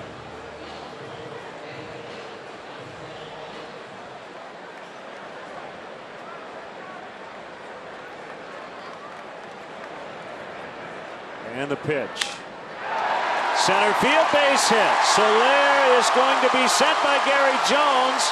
Boy, McCutchen just assumed, I think, that he was going to score. I thought if he had played it a little more aggressively, might have had a play. 3-1. Right, so yeah, if you're going to play shallow, that's a ball that he shouldn't have caught it, but he might have been able to get to a little more quickly. Well, this ball's got a little backspin. It's got a little check on it. Kind of settles into the soft spot of the zone out there.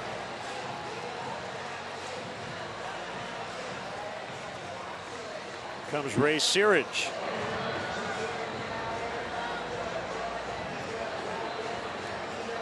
That was a good read by Gary Jones with nobody out. Might be a little cautious in that spot. McCutchen never did make a throw to the plate. Bastardo, a left-hander, up in the Pirates bullpen.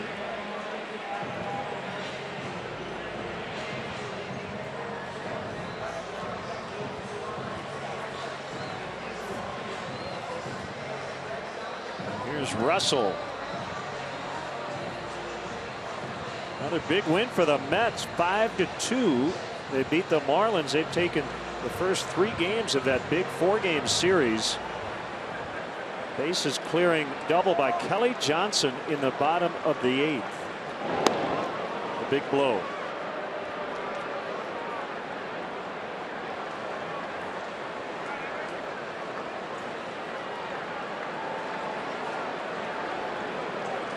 Right now the Mets are 2 games behind the Cardinals in the wild card race. The Marlins are 4 back. Cardinals at last check trailing 3-1 in the bottom of the 7th in Milwaukee.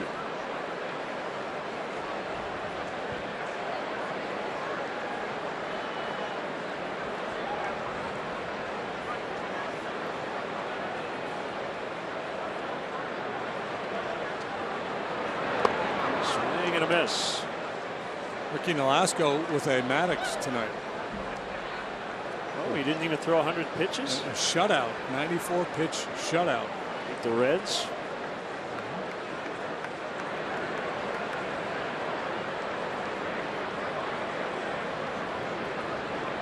Nolasco pitching for the Angels.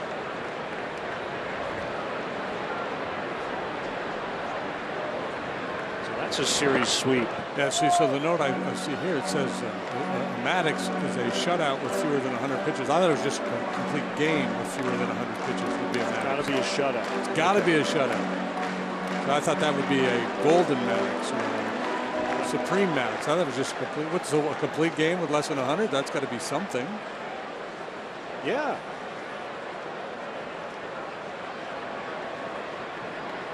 Game with less than 100 pitches. So how many of those are going to have runs being scored? I don't know, but I think we're honoring the efficiency here of Max.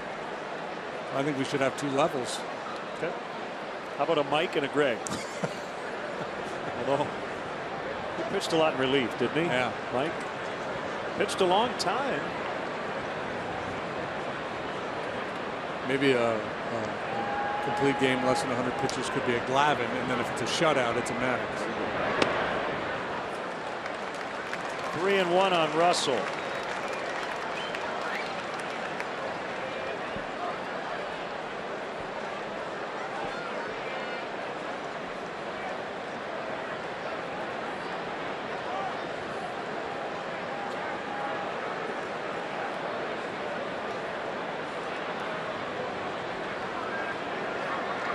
Bell holding on Hayward. And Russell cranks it to left, but it's foul. Yeah, I was kind of interested to see Cervelli starting to creep inside prior to that pitch. Man, that's dangerous. 3-1. Trying to run that fastball in on Addison. Gets that front foot down in time, delivers a mighty blow, but it's foul. Went in on Addison and almost ended up on Waveland. Yeah, well, especially as big as the zone has been here tonight, you think maybe they just go down and away or stay away from power.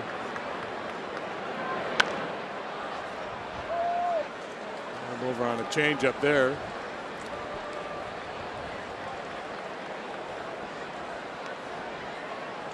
Amazing how many times you'll watch a game and you'll see that where umpire will show early on that he's calling pitches below the knees, off the corner, and pitchers and catchers will kind of forget as they go through the game. They get caught up in the strategizing of how to get a certain hitter out, and they forget about the availability of that pitch, which works against pretty much any hitter. Might be it for Vogel's song, and it will. Here comes Clint Hurdle.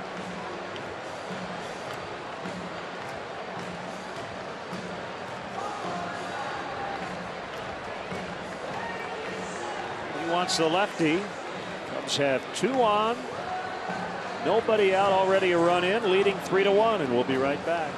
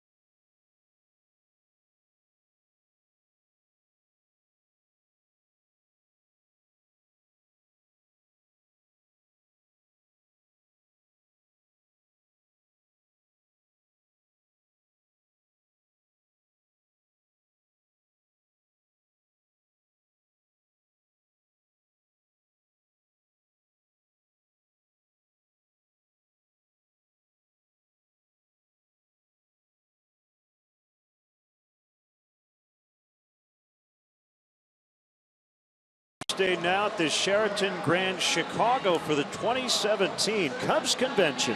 All reservations come with convention passes built into the hotel package. For details and reservations, go to Cubs.com/convention. Time now for the Midas Tire and Auto Service call to the pen. Veteran left-hander Antonio Bastardo. Stardo working for the 55th time, the lion's share of that coming as a member of the New York Mets. 41 appearances for the Mets, 13 for the Pirates. This is the team he pitched for last season after a long run in Philadelphia. Stardo reacquired by the Pirates on August 1st for pitcher Jonathan Neese. This sent those guys back to their old club. Fly ball type pitcher, fastball, slider, changeup. Javier Baez will now bat for Listella. Hayward at second, Russell at first. Double single walk to start this 6th inning.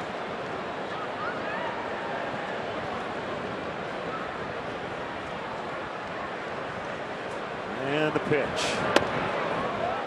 Off the outside corner for ball 1.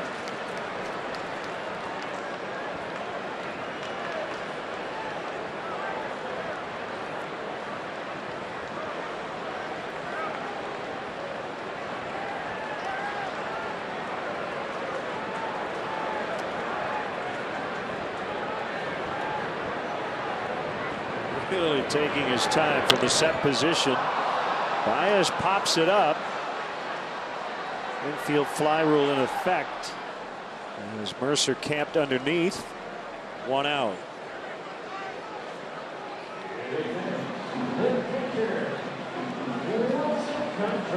Contreras, Matt Caesar has walked into the on-deck circle for Hammel.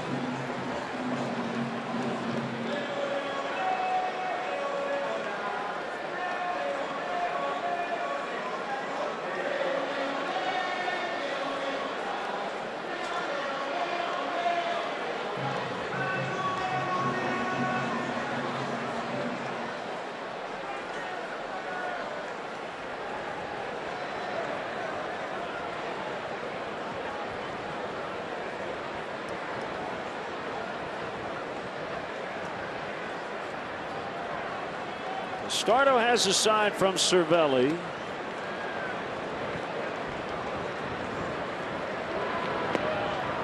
Stardo's always been deliberate. Not quite Pedro Baez slow, but very deliberate. And it's interesting, you know, that how he comes set and holds the ball a long time. A lot of slow workers, it's the rubbing the ball up, they're walking around the mound, they're taking time between pitches, but he takes a lot of time after he comes set.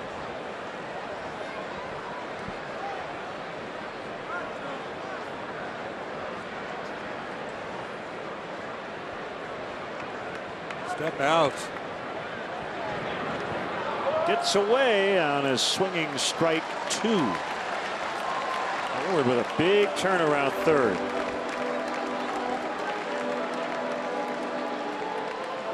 I think it would be difficult for a pitcher to maintain his rhythm taking that much time after he comes to the set position, but it certainly could upset the rhythm of the hitter too. You get used to the flow of the game. The guy gets his sign, comes set, comes to the belt.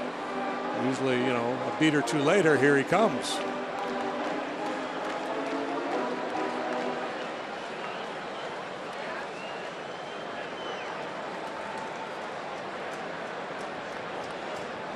Now the Pirates bring their infield in. Oh, that was a balk. Yep, he flinched. Tony Randazzo saw it. Hayward scores. Russell to third. 4-1.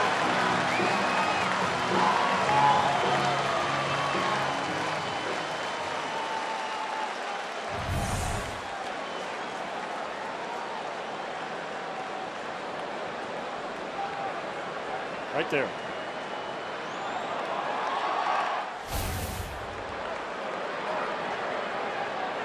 Infield still in. Line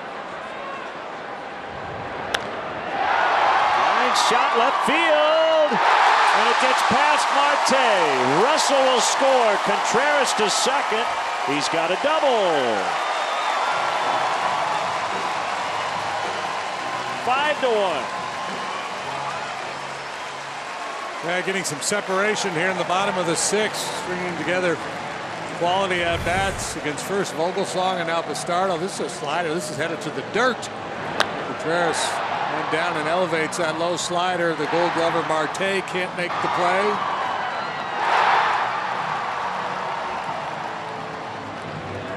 All these runs charged to Vogelsong, so that's 5 runs in 5 innings. That's Caesar now announced. Still only 1 out.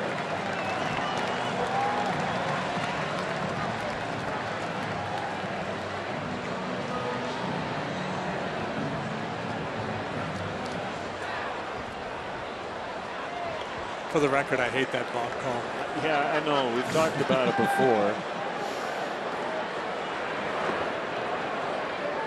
It is a balk, but you don't like the rule. Well, when I read the rule, the balk rule in the rule book, it talks about that once the pitcher comes to the set position, anything that would indicate the beginning of his pitch, he can't stop. So I feel like when the ball's in the hand, the pitcher hasn't come set yet, you have to give him a little leeway to twitch or whatever, because the hitter's not in. You know, he can't make a pitch from that position. He still has to come set, so he's not gaining any advantage.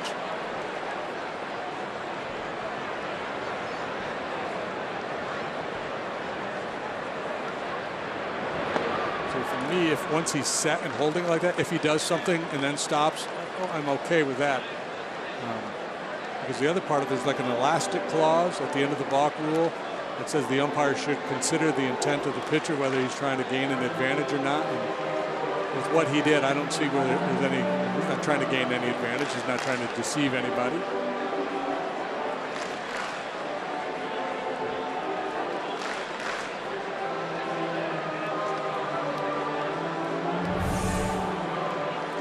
He's not set yet, and he's getting ready to step off the back of the rubber.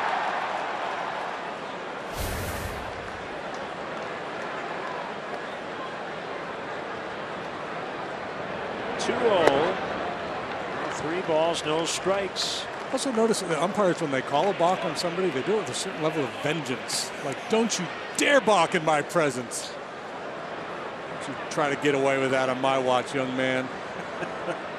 I caught you. I got you red-handed, you devious bastardo.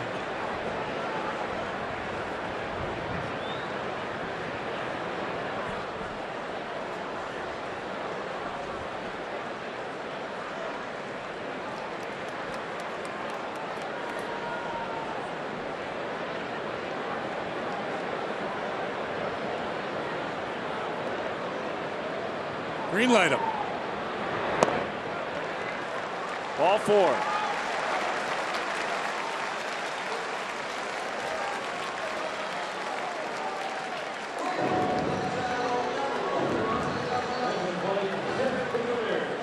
Seen a lot of Ray in this series. Yeah, we've seen a lot of trips to the mound.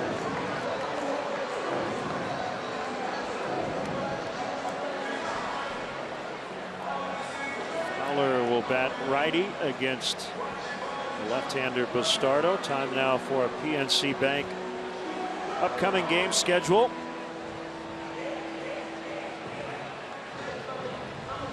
Four games against the Giants. CSN Plus tomorrow night. Channel 9 on Friday. CSN on Saturday. That's the Bumgarner-Arrieta matchup.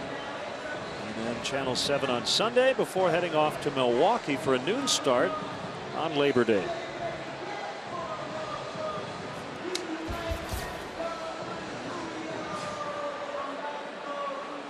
They've exceeded their 30-second time limit.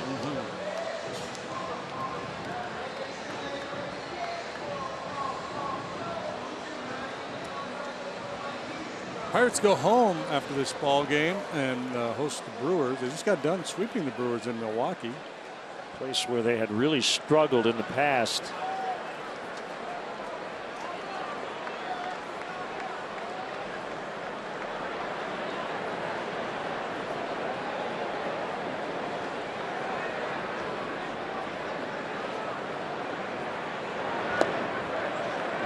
Ball one to Fowler. Left-handed Dexter 1 out of 3 tonight with a triple.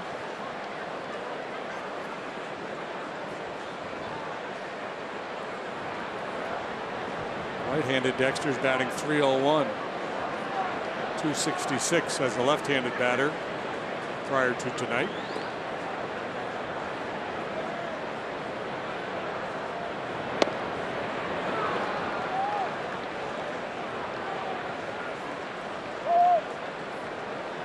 Things that makes the Cubs so good. This lineup, there's so much balance right and left. The switch hitters, Bryant right, Rizzo left.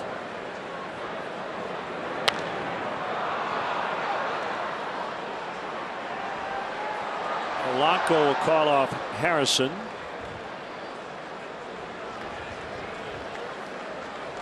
So 2 outs now. Chris Bryant. single, walk, 2 runs.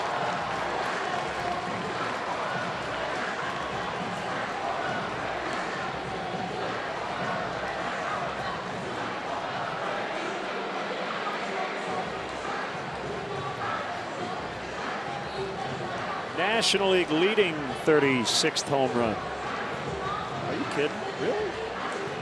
So you go back to the last half inning with Contreras and Hammel, and now Cervelli and Sirich. I mean, we've probably had 6 trips to the mound in the last at least. Yeah, I mean, it's within the rules, so it's not going to change until there's a rule change. But if the commissioner is serious about trying to quicken up the pace of the game, that's one thing they could address.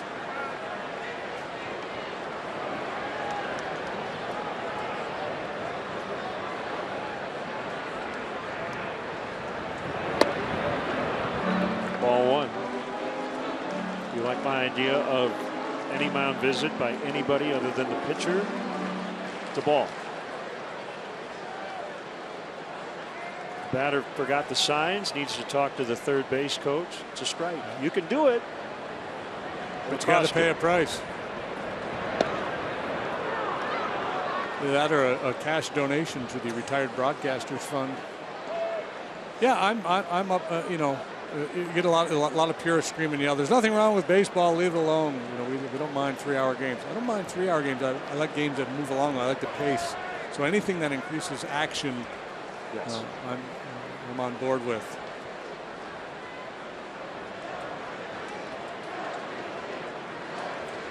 MVP chance.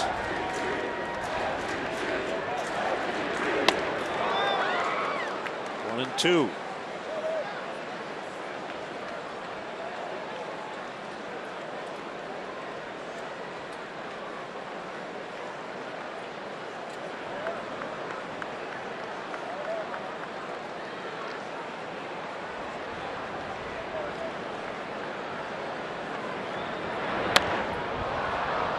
Get out of play.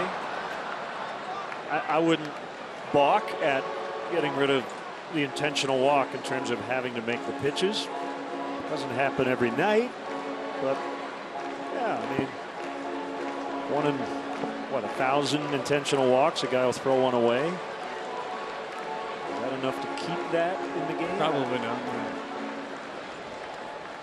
Fundamentally changing the game by doing that. So yeah, just little tweaks.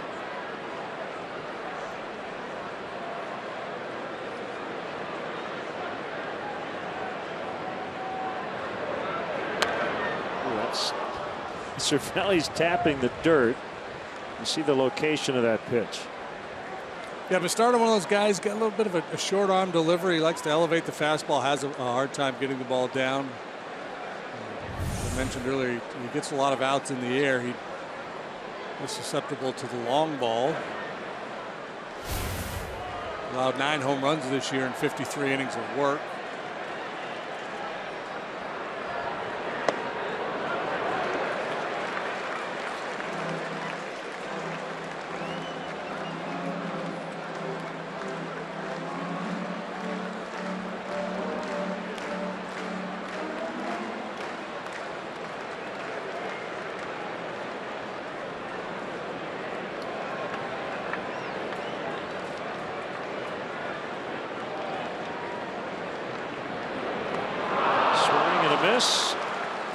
To end the inning, but the Cubs add 3 to their lead. It's 5-1 after 6.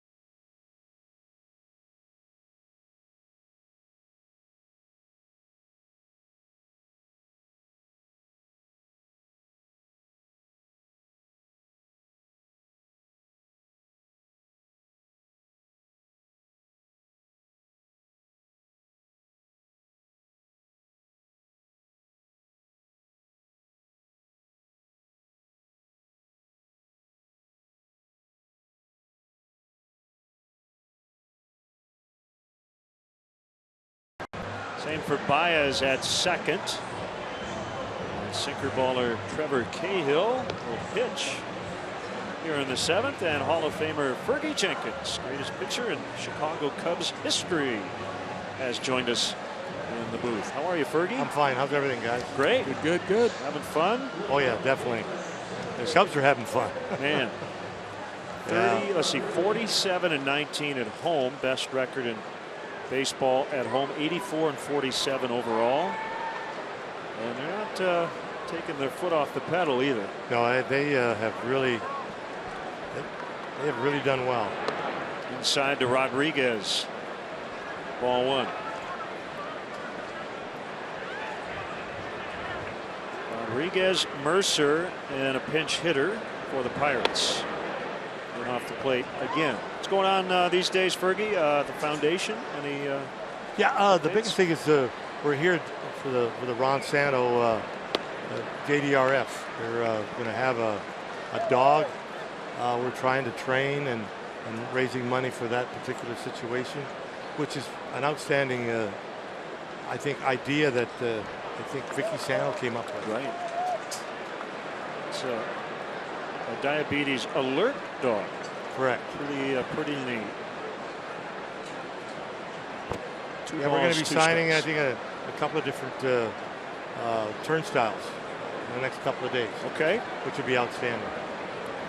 And make sure you stop by and say hi to Fergie this weekend against the Giants as Rodriguez strikes out.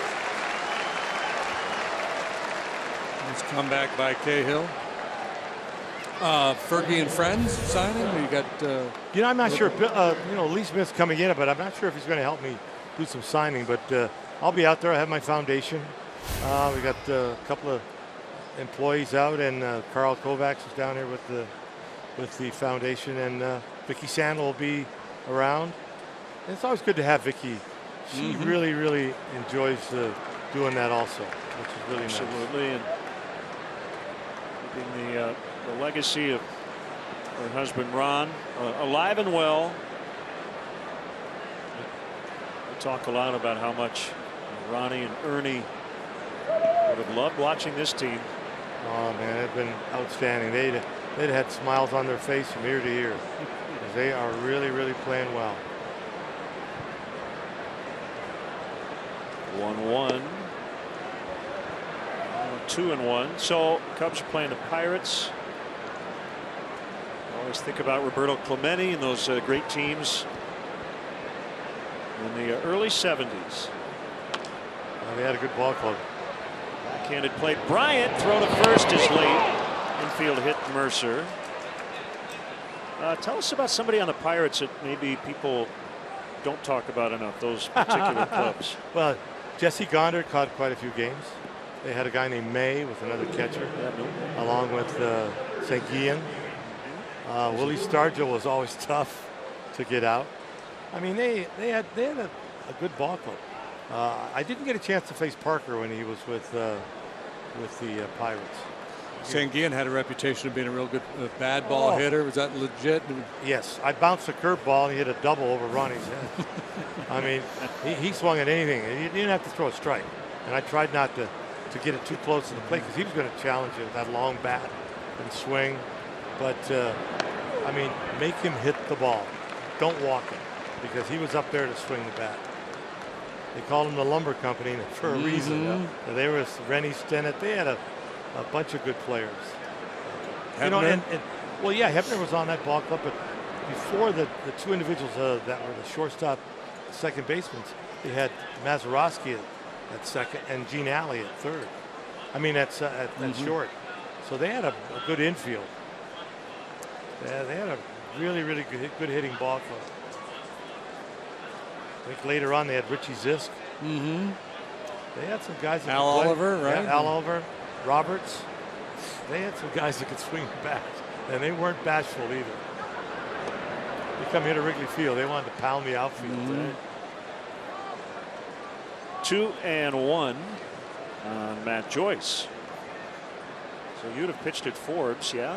Yes, definitely. What stood out about that ballpark before they built long, deep center field? The batting cage used to be in center field. behind the flagpole. Short right, short left. Did you like the all-purpose places, Cincinnati, Pittsburgh? The turf didn't bother me because I wasn't on it. It's just that I hated to get balls in the gap. Right. I was always extra base hits. But the mound was always dirt, so I never had any problem doing that. And the heat didn't bother me, but the multi-purpose fields, there was like 3 of them, like the Phillies, Pittsburgh, and Cincinnati. Football, baseball. And that turf was terrible a lot of times. I think the worst one was like the Astrodome, when they used to take it up for cross-country races and rodeos. You could see the seams, yeah, the zippers and everything. I dead mean, spots. Oh, totally. It was terrible. But we played there for quite a few years until they closed it.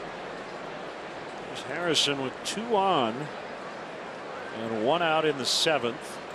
Cahill would love a ground ball at an infielder here. Yeah, that's his game.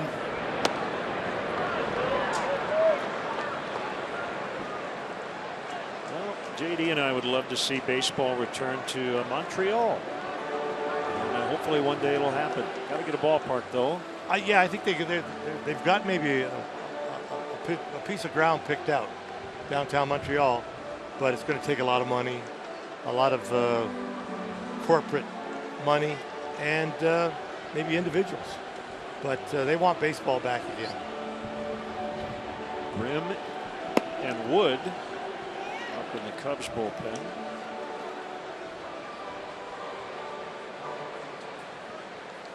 One out single on the infield by Mercer. Pinch hitter Joyce walked, and now it's Harrison.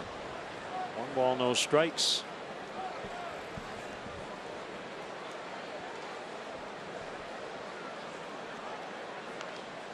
Wind howling in from the north tonight. Yeah, most pitchers that want to throw want to pitch tonight, because that ball to left might not go. Might go to right, but you maybe make a mistake or so. When it gets caught up in the wind, it's not going to go that far. 2-1.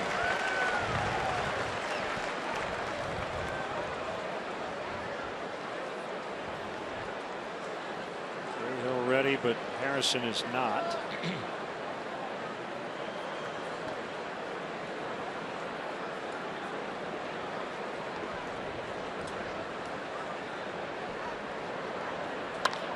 The ground ball, but it eludes Bryant and Russell.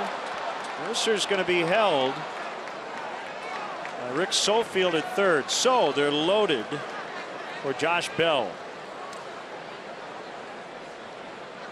Yeah, all of a sudden we've got some drama here. Bases loaded, big powerful kid coming up. McCutchen and Polanco to follow.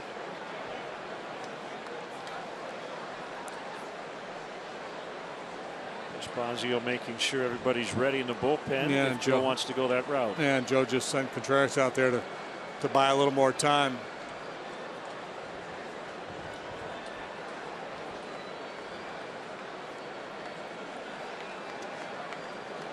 So Joe will make a change.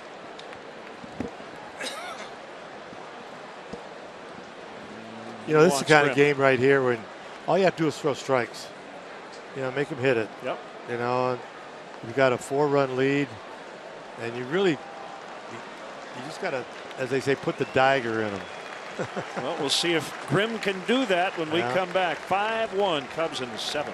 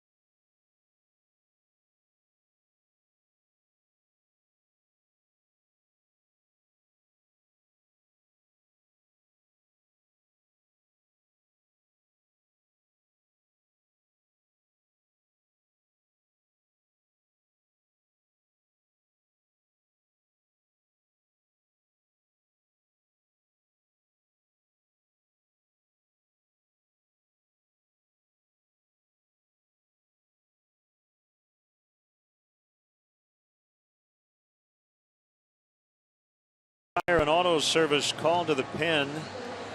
Justin Grimm's been in a really nice stretch here lately. So his manager would say his stuff has been very crispy. Yeah, well, it better be crispy right now. It's a bit of a dicey situation coming in with the bases loaded. Justin pitching for the 57th time this year. Pitched to a 3.83 ERA. Opposing batters hitting .219 against him. He's really shut down the right-handed hitters. You have to deal with the switch hitting Josh Bell. This kid's got plenty of power. He does. Already has a grand slam. Was off Adam Warren of the Cubs in Pittsburgh back in July. Just his second major league game. Second plate appearance, in fact. So he represents the tying run.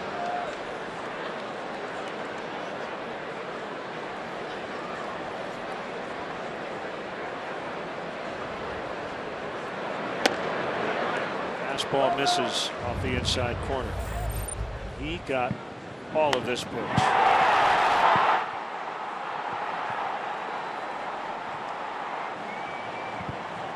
Almost into the river. Down by Contreras. You said it. Fergie got to throw strikes.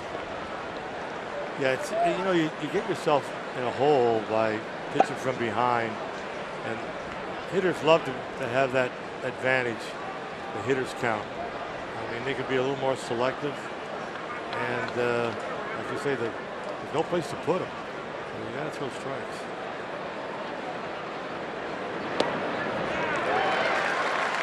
Two and one.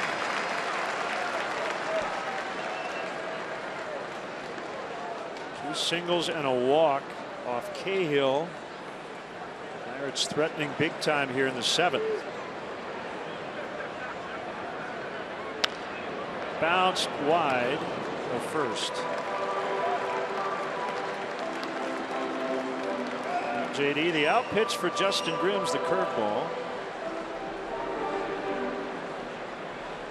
See if that's coming up. Yeah, that's what has made him effective against left-handed hitters in the past. He's not having the success this year against lefties that he normally does, but yeah, he likes to bury that curveball down and in. You get backdoor it.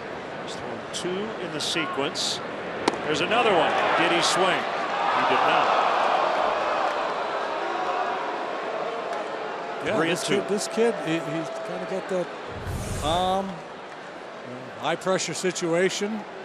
Started but did not go.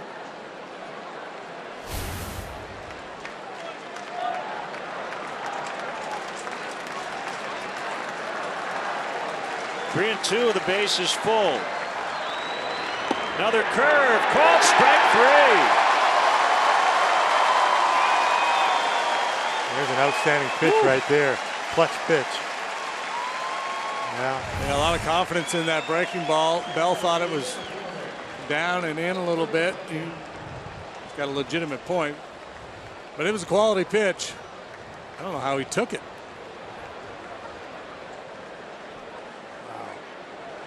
Not looking for it. Now McCutchen. Quickly, Fergie, did you have a pitch that you did not throw when your career started that you developed mid-career? Well, I developed a slider in winter ball, '64, and I had it in the minor leagues, and I came up in '65. I threw it as much as I wanted. It had good control. I started to throw straight change a lot of times. I had a split change. The late Freddie Martin taught Bruce Sutter the splitter. Yeah. And all I did was just spread my fingers and throw it the same fastball action and take my thumb off the ball. And to left-handed hitters, make it go down and away. And I wasn't afraid to throw it to left-handers early in the count. I don't think I've seen through any 3-2 changeups, but early in the count.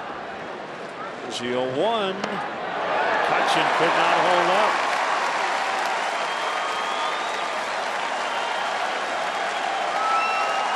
You know, he's not the same ball player for some reason.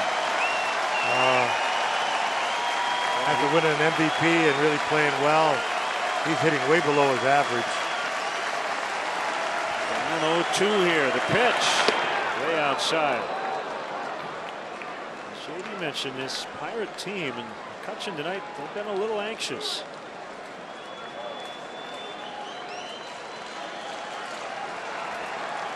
Still a dangerous spot.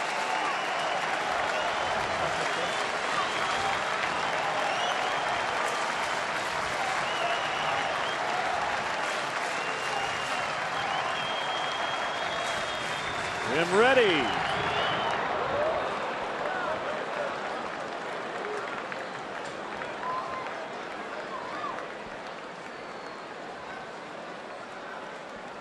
Yeah, you want a good blocker back there when Justin Grimm is on the mound.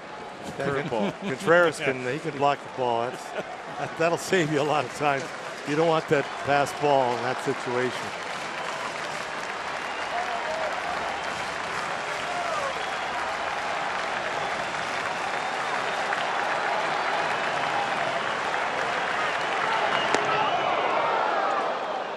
Able to hold, so back-to-back 3-2 counts. 0-2 to 3-2.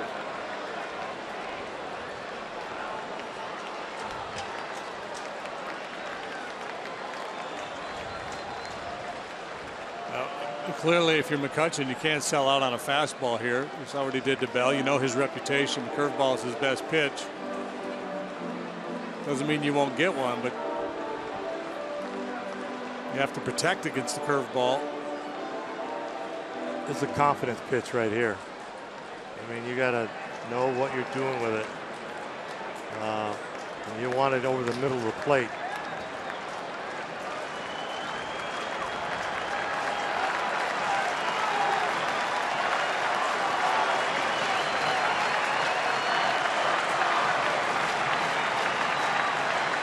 Runners on the move, and he fouls it back out of play. Missed the spot and trying to go away. If you remember McCutchen's last at bat, Hammel was throwing him sliders, and then he went 93 fastball away to get the strikeout, and Contreras wanted to go back out there again this time.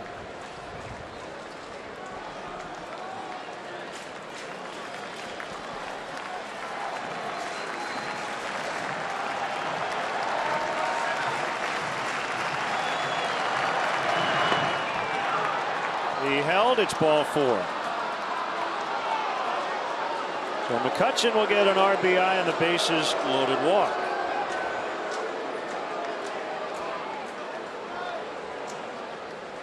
That was a very good plate appearance from McCutchen. Here comes Bosio. He was down 0-2, and he draws the bases loaded walk.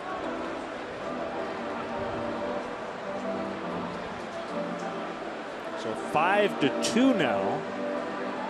And it'll be Gregory Polanco.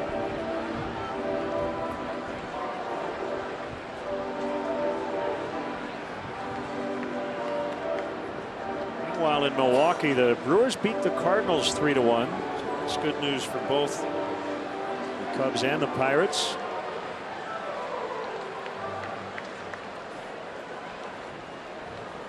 Which magic number goes down to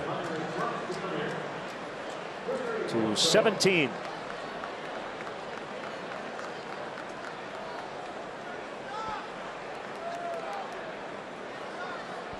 Pat was mentioning start of September you might have a 15-game lead. Unbelievable. That's incredible. That's something. We go back to just before the All-Star break. If the Cubs had lost that last game, the Pirates would have been within 5.5. Cubs won that game. I believe went into the break with a 7-game lead over the Cardinals, and they've now doubled it. Polanco swings at the first pitch, and it's caught by Russell! Oh my goodness! Wow! He may have just saved 3 runs. That's right. Unbelievable! Outstanding play. And it's time for Pregame in the 7th inning stretch. Brought to you by Mazda, but we got to take another quick look at this play. Watch him go. No fear. Yeah, unbelievable.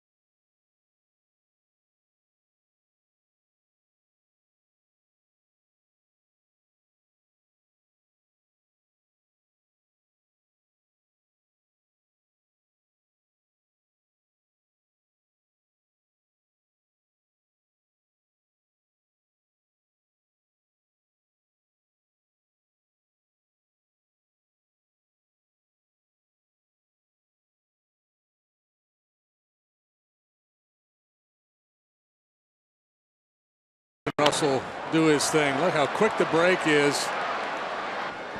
Great read. And again, with the left fielder converging, no fear of contact, and he is pumped. Usually doesn't show a lot of emotion on the field, but he knew he just pulled off a miraculous play. Juan Nicasio, the new pitcher. 5-2. The Cubs have the lead. 30th birthday today for Nicasio.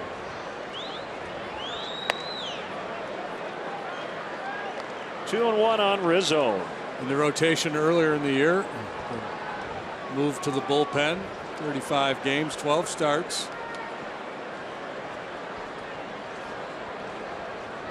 With some control issues.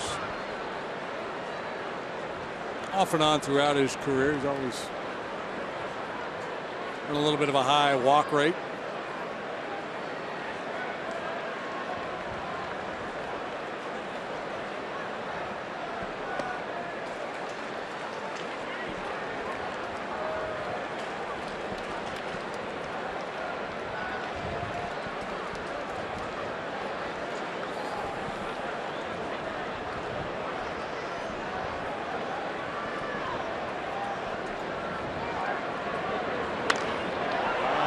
Foul the other way. 38,137 the paid crowd tonight.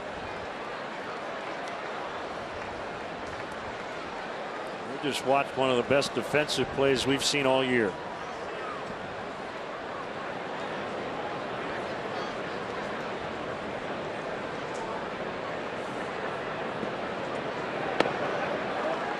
He walked him.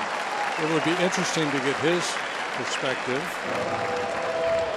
whether he thought that was a better play than the one he made in was it in San Diego on the road trip, that rocket, or San Diego or LA?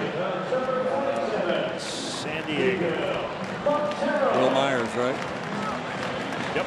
The exit velocity was 196 miles per hour. Miguel Montero to hit for Grimm.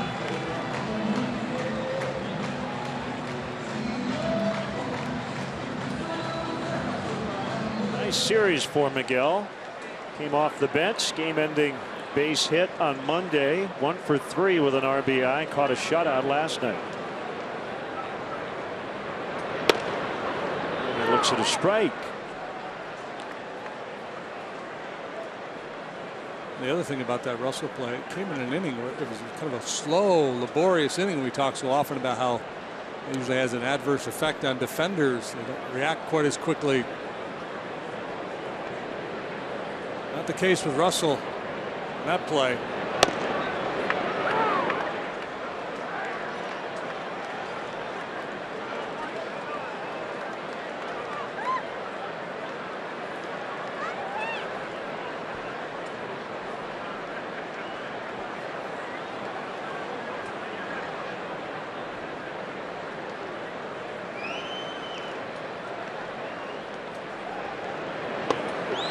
A miss. He fans Montero for the first out. How do you get to Wrigley Field? The Cubs suggest taking public transportation. They offer a free bike check that's located by the Addison Red Line station. And if you drive your car, the Cubs provide free remote parking and shuttle service on night and weekend games. For information, visit the A to Z guide at Cubs.com.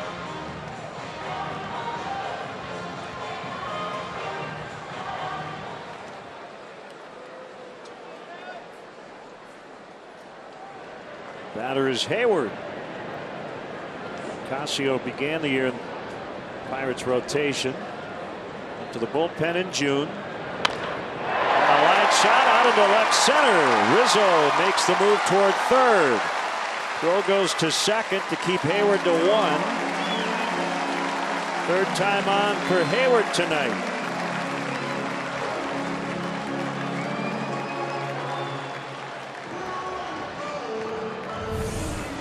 They dumped that RBI single in front of McCutchen last time. This time, lashes that ball for the alley in left center.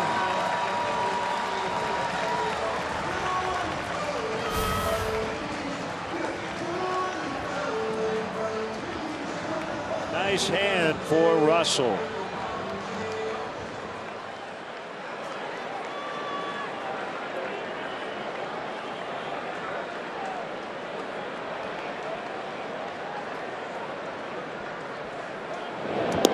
Speak of the man of the match. Russell could do something big here. He could put himself into that discussion with Chris Bryant. Already an RBI single, a walk and a run for Addison.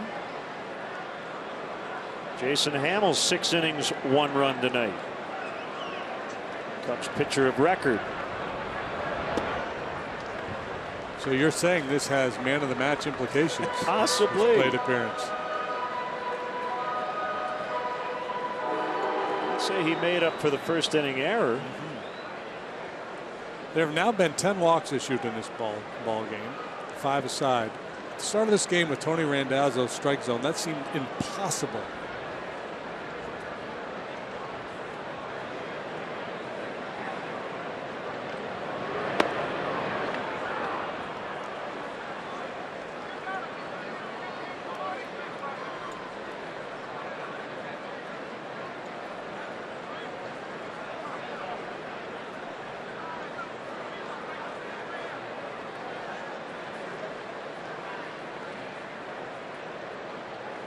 One ball, one strike.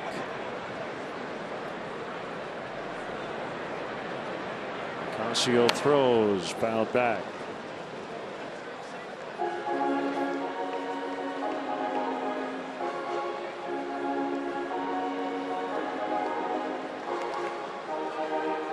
Vogelsong 5+, 5 runs on 6 hits.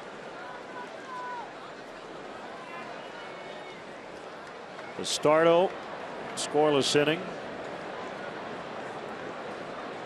Although 2 runs scored while he was in there, they were both charged to Vogelsong.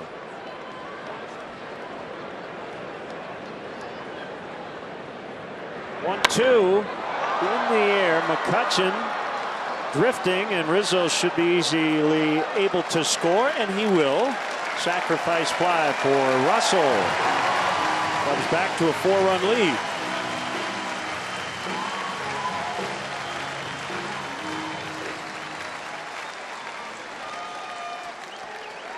Second RBI of the night for Russell.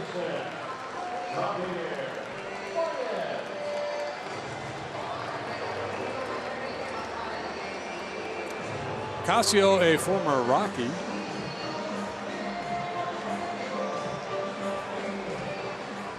And he, like the starter Vogel song, he had to deal with some head trauma. Remember, he got whacked with a comebacker there a few years back. Yep.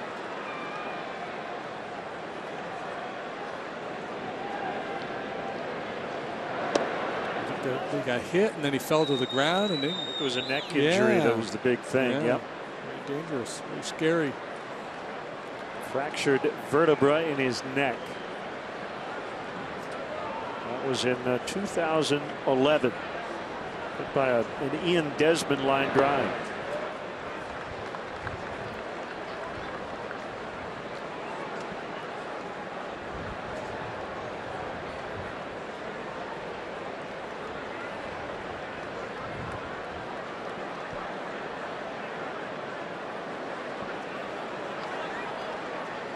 Looks like Travis Wood will get the 8th.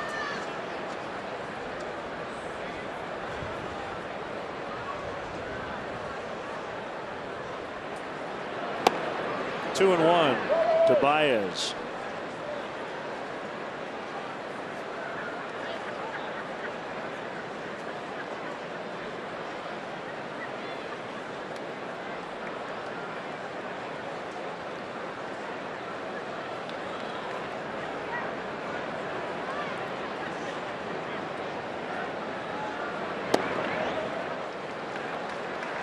Casio's been a Rocky, a Dodger, a Pirate, and along the way, various stops. He's been a tourist, a Dust Devil, a Nut as well. A lug nut or just a nut? Just a nut, the Modesto Nuts. The Asheville Tourists and the Tri-City Dust Devils.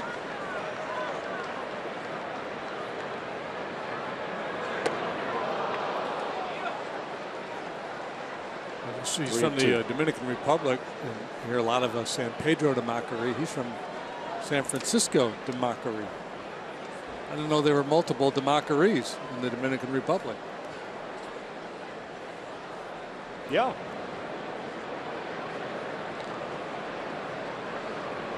His hometown, 3rd largest city in the Dominican Republic.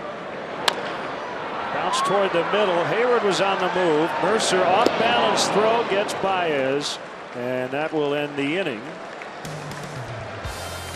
Cubs add to their lead. They get that 4-run lead back after the Pirates scored in the top of the inning.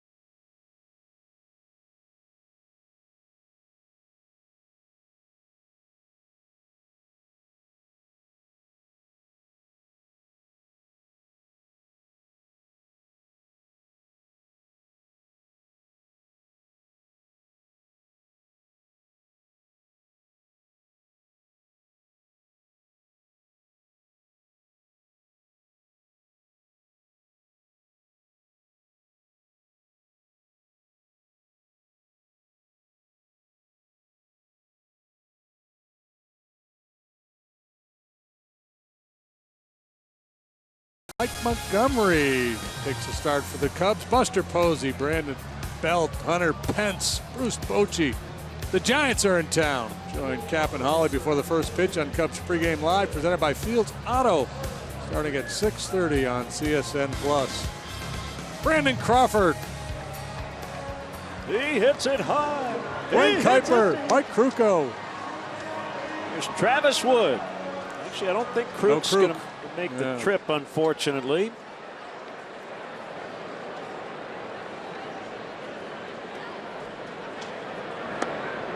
It's good to see the Giants in their group. John Miller, Dave Fleming.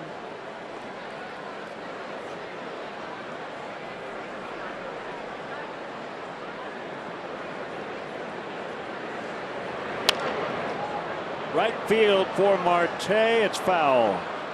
This evening in consecutive series, we'll have Chad Kuhl and Joe Panik in town.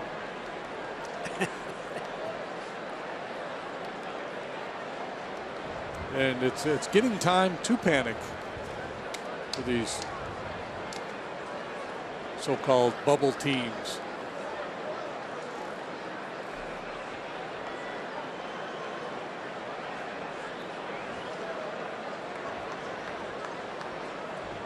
The marathon is becoming a sprint.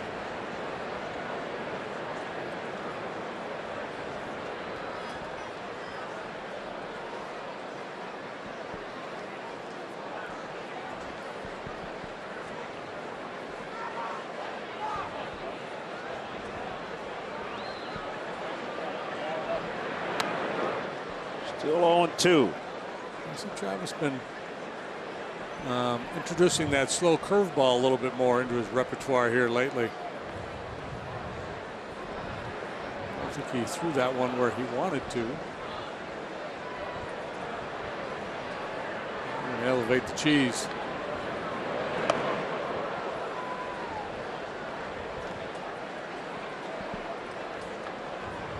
Felix Pena has done a nice job early on since coming up from the minor leagues.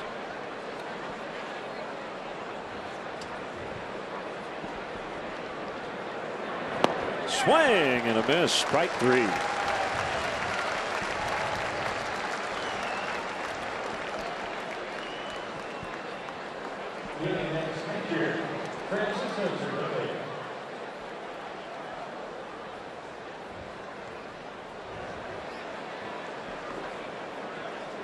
Cervelli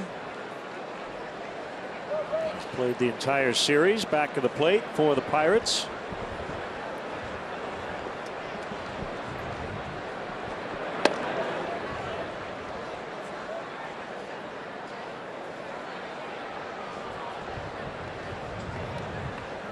Had 24 plate appearances tonight that have ended in either a walk or a strikeout combined.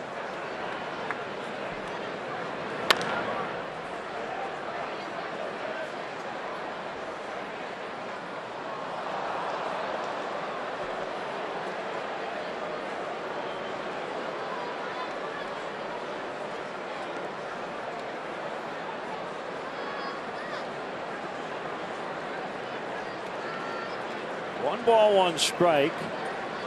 Contreras sets up toward the inside corner. Cutter misses up and in. So if the goal is to increase action in the game, what about a bigger zone up and down and a narrower zone, or at least a very true zone east and west? Yeah.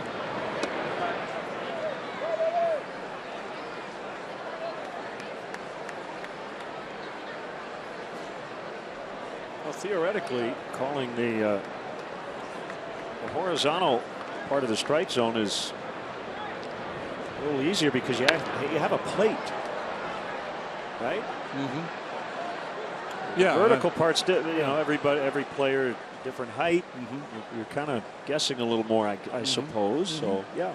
But I know I've talked to a lot of hitters in the past who have said that they wouldn't, if the zone is going to be big, they'd rather it be big up than out. Right. Yep. And so that might encourage more balls in play.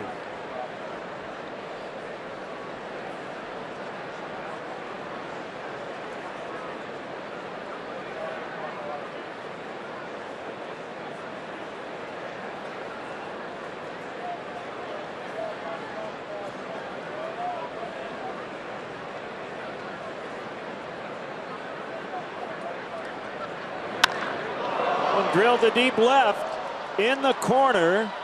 It's off the wall. Caesar will have to track it down. Boy, big carom. And Cervelli's got a double.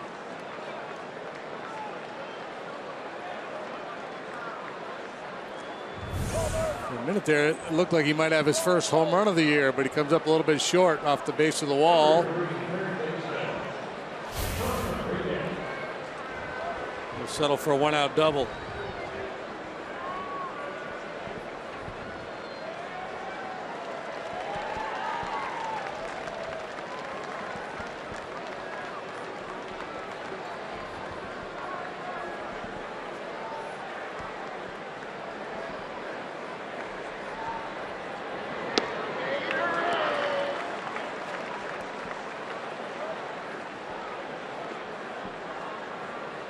Strike to Rodriguez.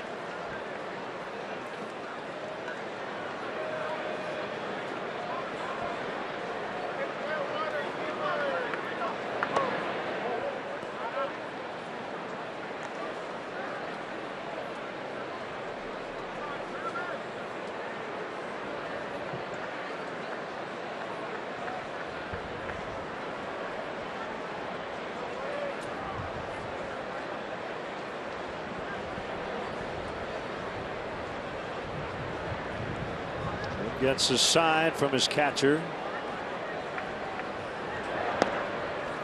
Cutter almost hit him. 2-1.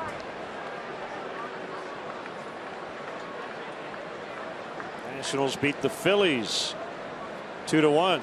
It's a sweep in Philadelphia.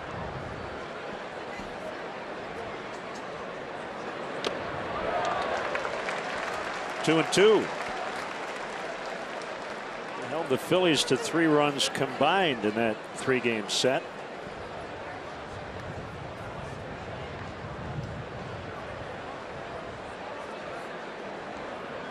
Rockies trying to complete a doubleheader sweep, have an 8-5 lead over the Dodgers in the bottom of the 8th in Denver. Inside again, 3-2. And yes, Nolan Arenado has hit a home run. So he and Chris Bryant tied again with 36, leading the National League.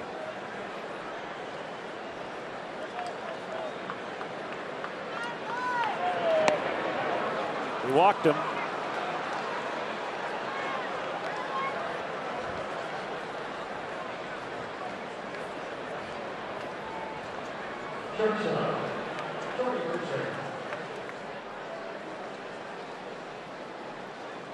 Mercer steps in. 1 for 3 with a run. David Freese is now on deck.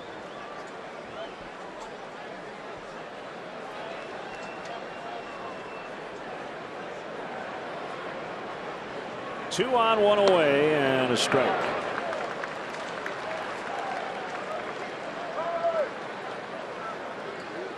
They're in the 10th in Kansas City. Yankees and the Royals are tied at 4.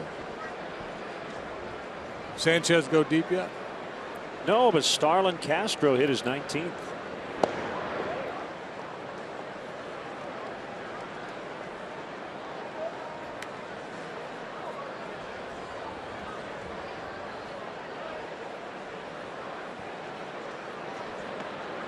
Spazio out to talk with Travis Wood.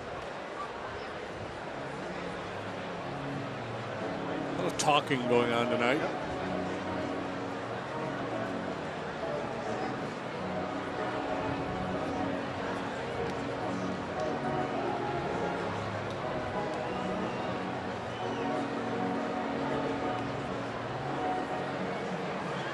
Castro batting .266.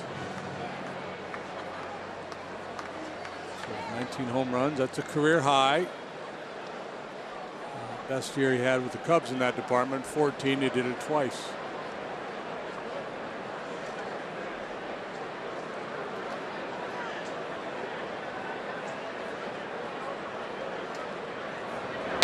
Average up and on base below his career average. He has outslugged his career mark by about 25 points.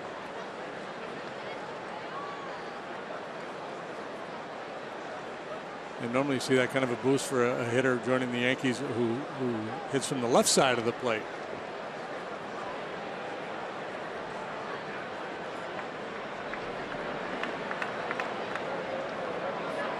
I thought when Starlin was here, that's how he was going to get to the next level, start to slug a little bit more, because the speed wasn't there. He wasn't going to be a speed guy.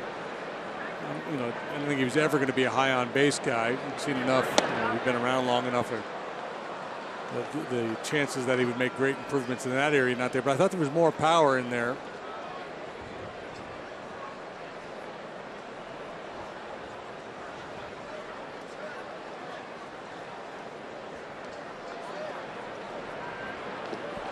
Balls, 2 strikes. The pitch ripped into the corner. Here comes Cervelli. Here comes Rodriguez. It's a 2-run ball game now, 6-4. Pirates are not done yet.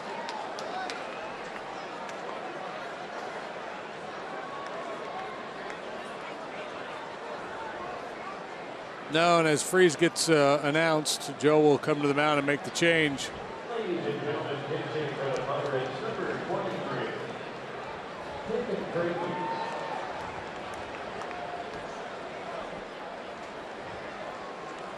So here comes a rookie right-hander, Felix Pena, with the tying run at the plate in the 8th.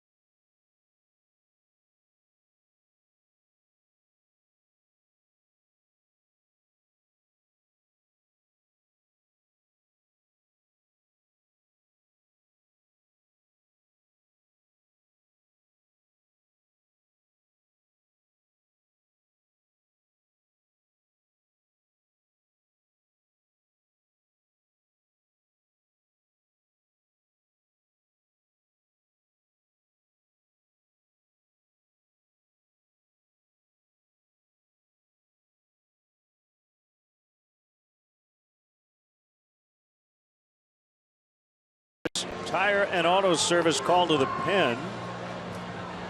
And here is right-hander Felix Pena. Yeah, he's made 3 appearances since coming up to the big leagues. Gave up 3 runs in a third of an inning in San Diego. The other 2 were good, scoreless outings. Yeah, this is a little bit of a dicey situation for the young guy.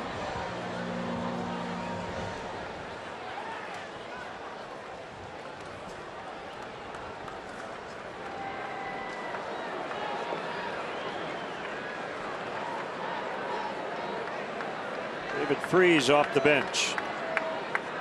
Mercer at second. He just knocked in a pair with a double.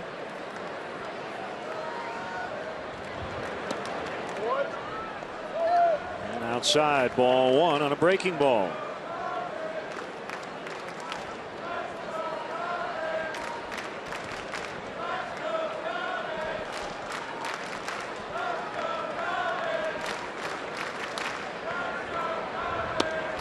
Cubs have issued 6 walks from the 5th inning to this point in the ball game. 11 base runners for the Pirates after the 4th. Looks like it was going to be a real quiet night for them offensively.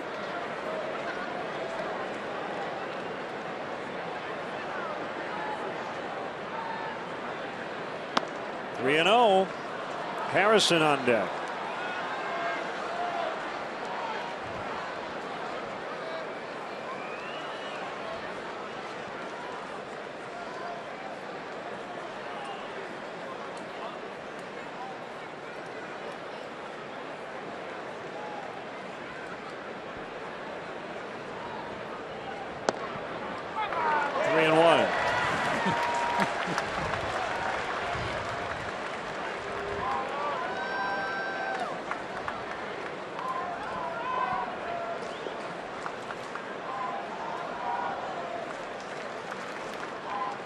I think Tony was anticipating strike there.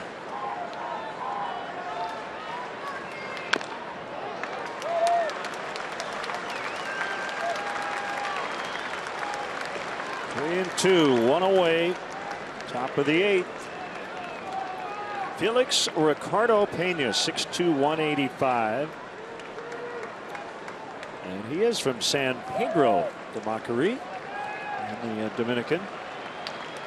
26 years old.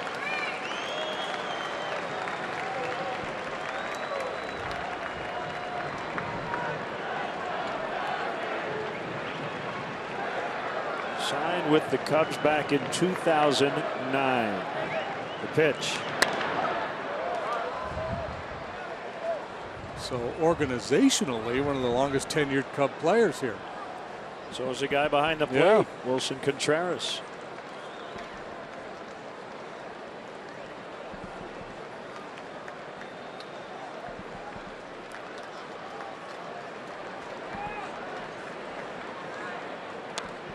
Freeze with a good emergency swing. He waited back, fought it off.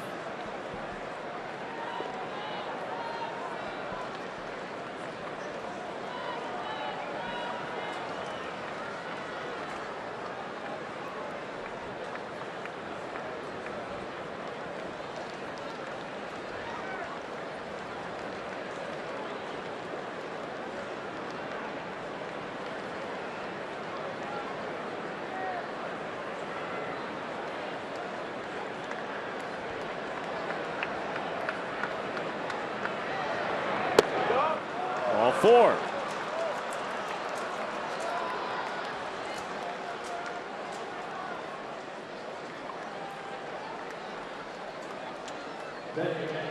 Harrison, the batter. 2 out of 4 with an RBI tonight. Going to get a pinch runner, Alan Hansen, for Freeze.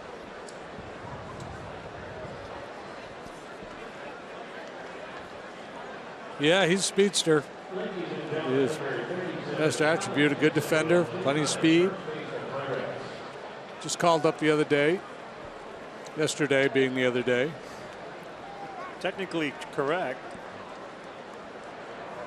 It is another day.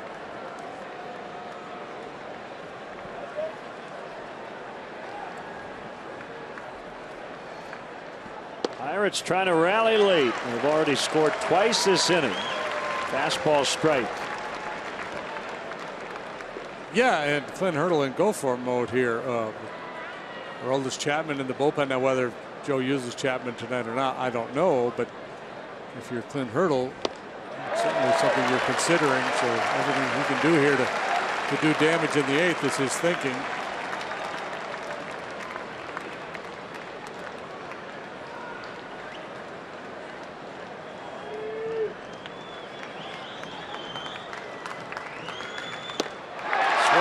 Throw to first, threw it away. And the problem here is now you've got both guys in scoring position. So an error on Contreras.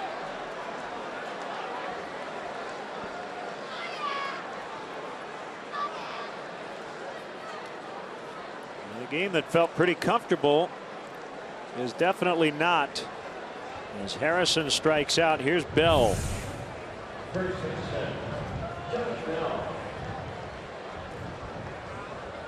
I mean, the idea is not bad. You got the rookie pinch runner, maybe catch him unawares. Lacking in execution that time.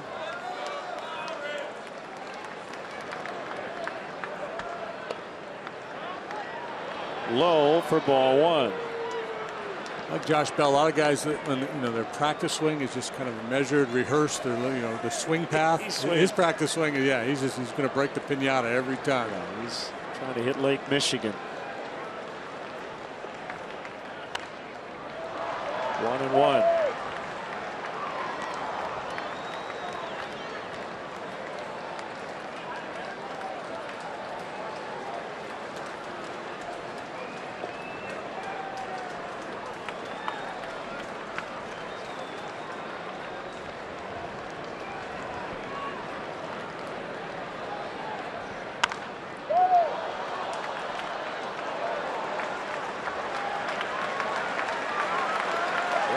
To the count.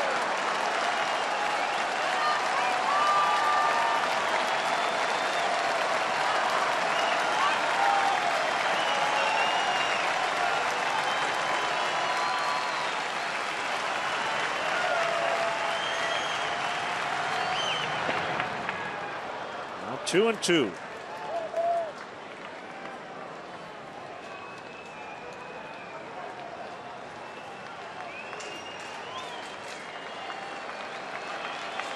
Well, Cobb looking in the 7th on a curveball that was probably out of the strike zone. See if that influences his approach here in this at-bat. On the ground to second. It's Baez to end the inning. So they get 2, but the Cubs maintain the lead. It's 6-4 in the 8th.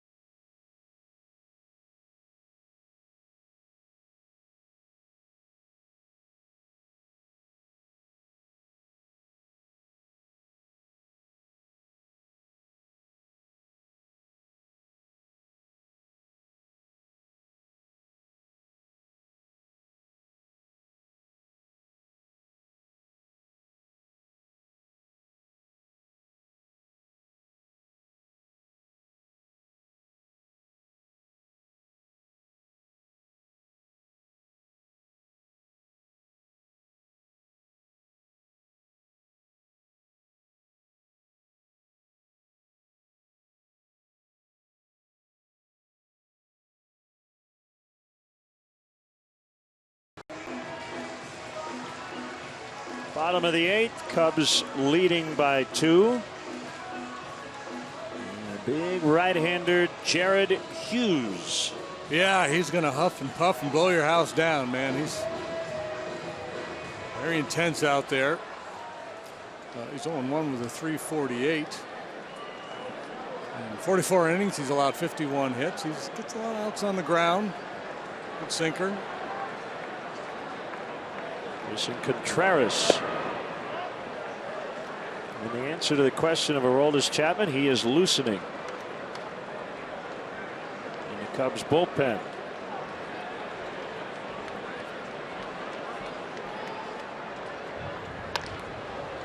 Under to third, foul.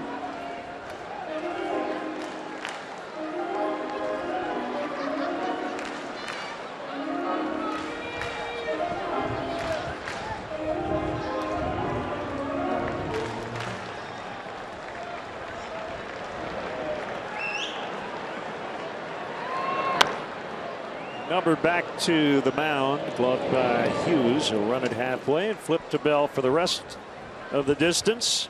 Hefty home run.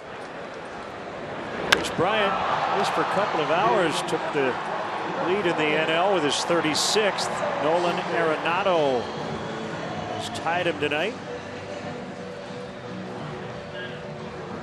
But they were tied to start the game.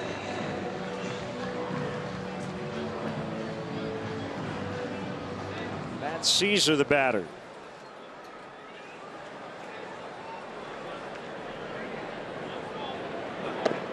Inside, ball one.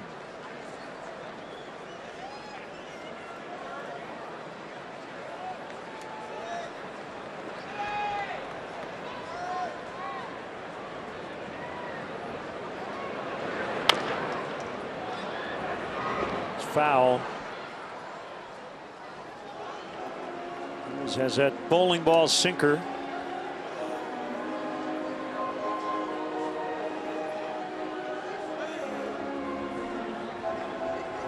Yeah, the kind of guy you really don't want to hit off him in April when it's really cold. You get that sinker down near the end of the bat and it just reverberates through your hands. Double-A Tennessee Smokies won tonight 8-7 over the Birmingham Barons.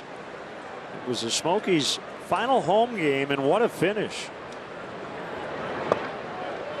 Center fielder Trey Martin robbed a home run, leaping grab, 2 outs in the 9th to seal the win. Make him the man of the match. Nicely done.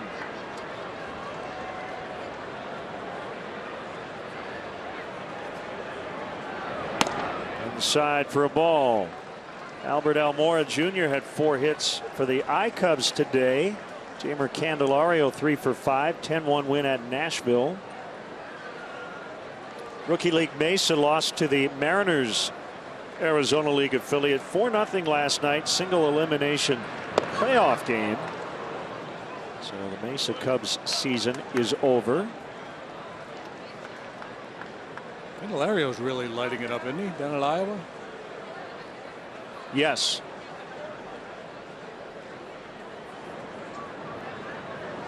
Yes, he is. Caesar walks.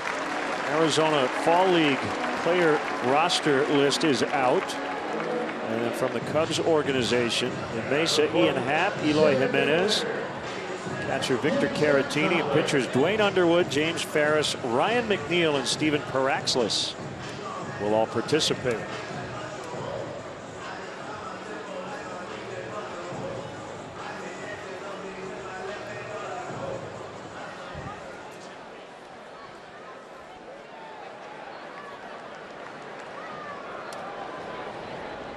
Pitch to Fowler. Line shot. It's going to hold up for Marte. Caesar trying to make it back to first. And he does. If Bell had caught that one hopper, I think Caesar would have been out. Marte gets a great break on the ball. He's got that big arm. We saw him throw out Baez at the plate last night. 17 outfield assists and almost got another one here. Caesar slamming on the brakes, stumbles just a little bit. That is a rocket of a throw.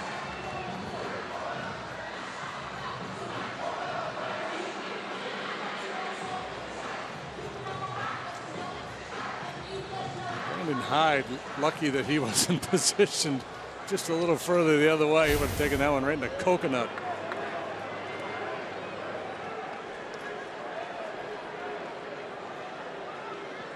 Andrew Tolles has hit a grand slam for the Dodgers. They now have a 10-8 lead at Colorado. He scored 5 times in the 9th, 3 in the 8th, 5 in the 9th. So they were down 8-2.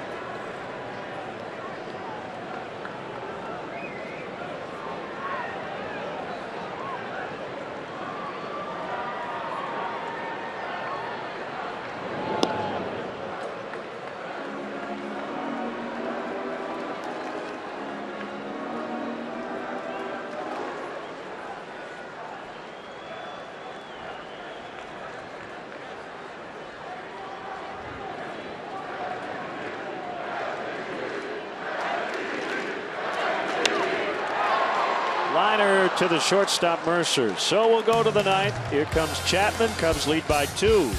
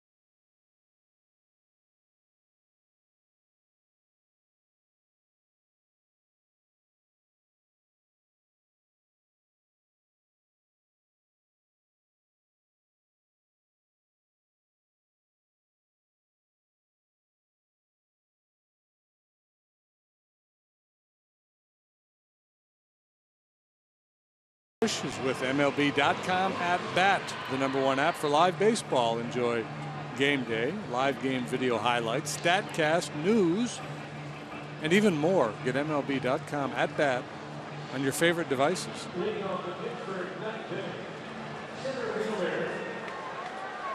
Aroldis Chapman trying for his 32nd save. Looking for the 3rd consecutive day. They put the save in the ball game last night. Facing Andrew McCutchen.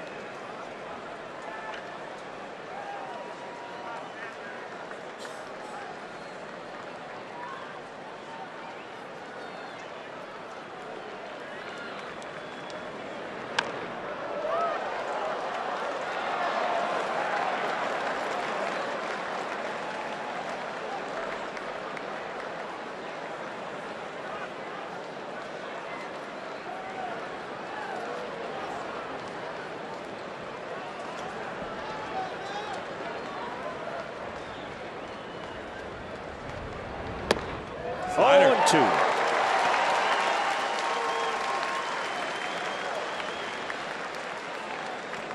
Aroldis, the 6th Cub pitcher to work in this game.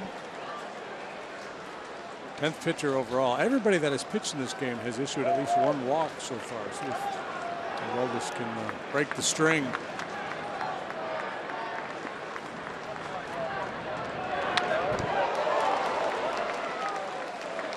I'll say, old chap. I'll be paying attention back there. I had it all the way.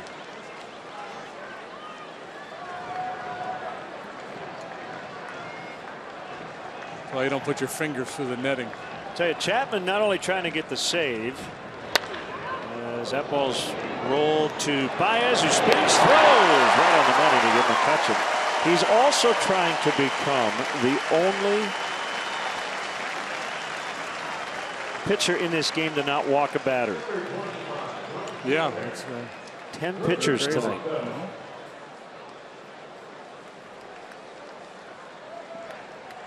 And maybe the only one without a mound visit. Yes, the conversation with a catcher or a coach. Polanco.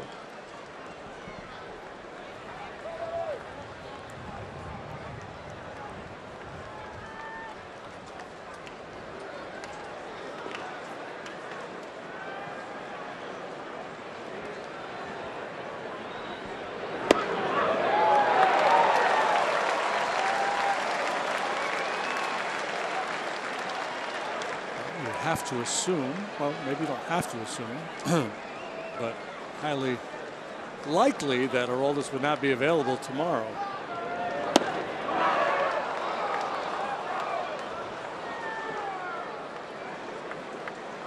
Given the Cubs' comfortable lead in the division, you can imagine that Joe would use him 4 straight days.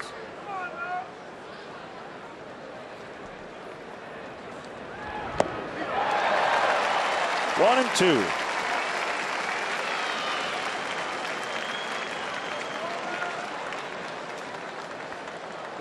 Chapman with a career .086 earned run average against the Pirates, 42 games.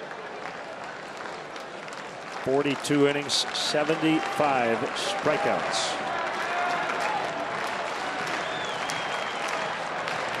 The 1-2 to Polanco.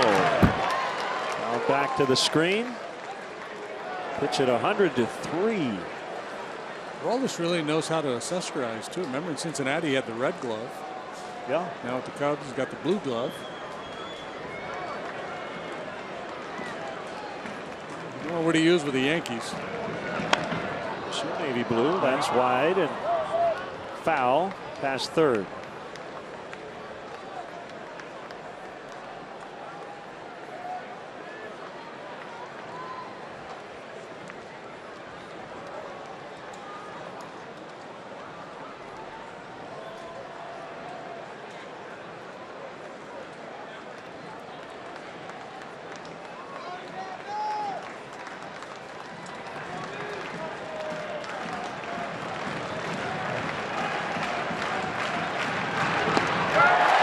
Struck him out.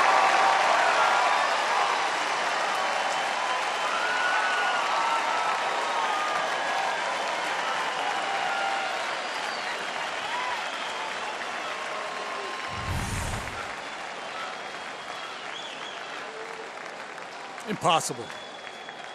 No chance for Polanco when you're gearing up for 101.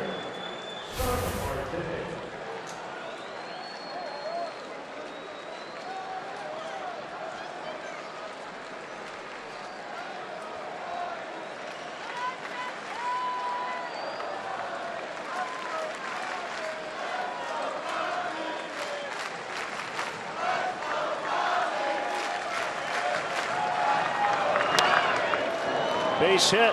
That'll bring the tying run to the plate.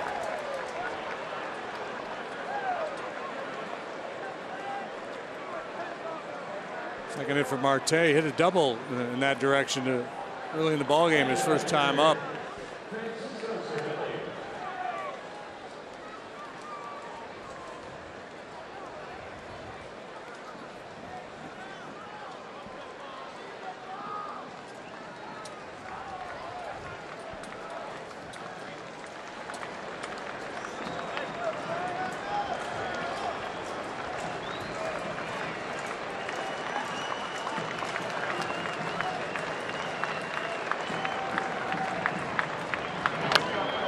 Back by Cervelli.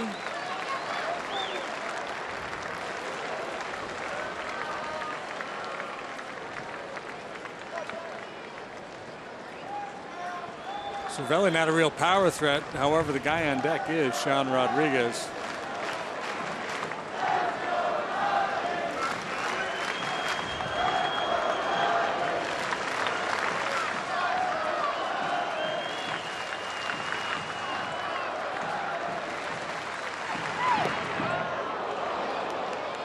Gets away. Marte to second on a wild pitch.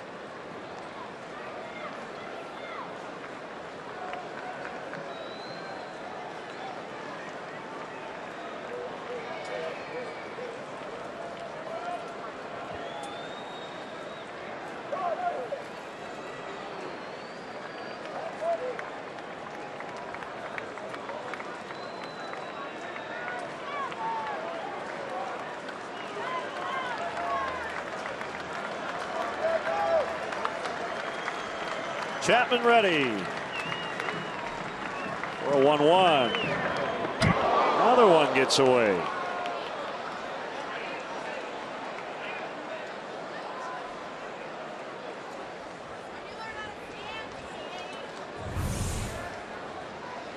move your feet. Yeah, how that got through there without hitting somebody is hard to believe.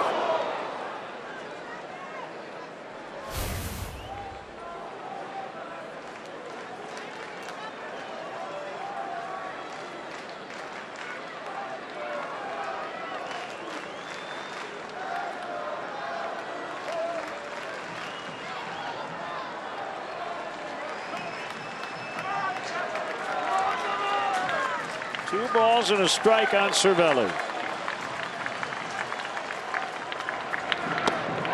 2-2.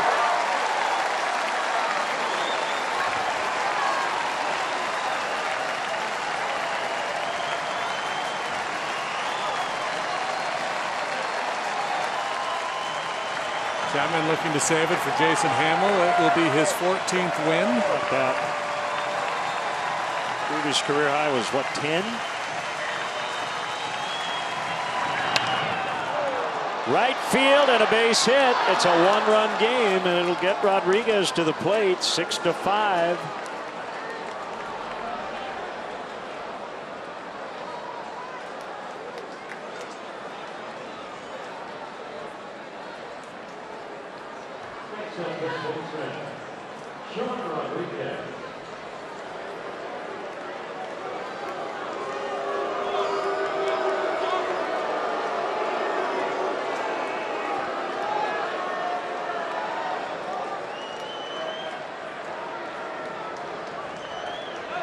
Right, you had a fair amount of slugging from Cervelli to Rodriguez, at least this year, and about 175 points of slugging. Yeah, a lot of swing and miss too, but he does not get cheated.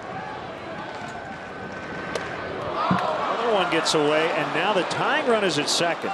So those other wild pitches really didn't matter, but this one does. Third wild pitch of the inning. And it's 2-0 on Rodriguez.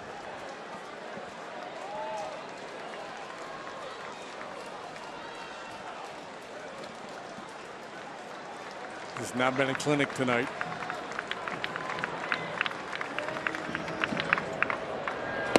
But you know what? He hasn't walked anybody yet. And it's 3-0. Mercer on deck. Well, I think 3 wild pitches probably equals a walk, right? There's ball 4.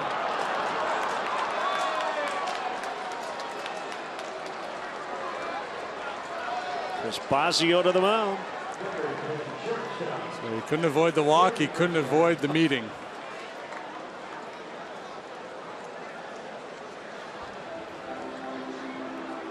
He got McCutchen to ground out. He struck out Polanco. Marte singled. Cervelli knocked him in after a couple of wild pitches. He threw a wild pitch with Rodriguez at the plate, walked him. And the batter is Jordy Mercer, who drove in a pair with a double in the 8th.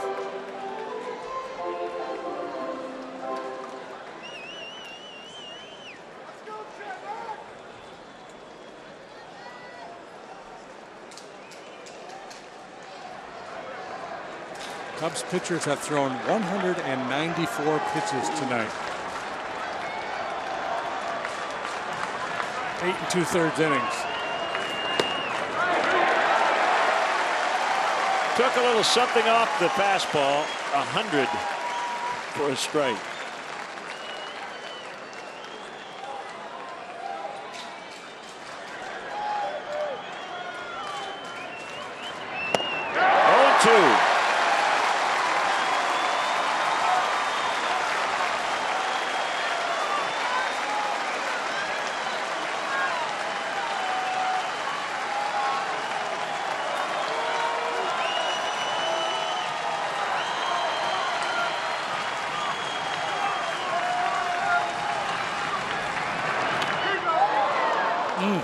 Four.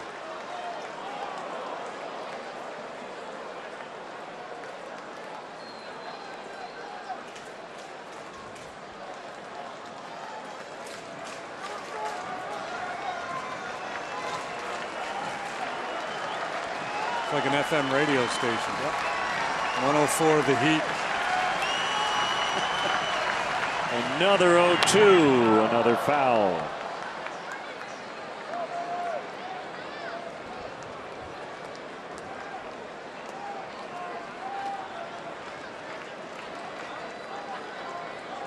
.103 the Cheese. Slider might work. Yeah. Might be a little hesitant. Soft rock. Good throw the slider. Hanging in there.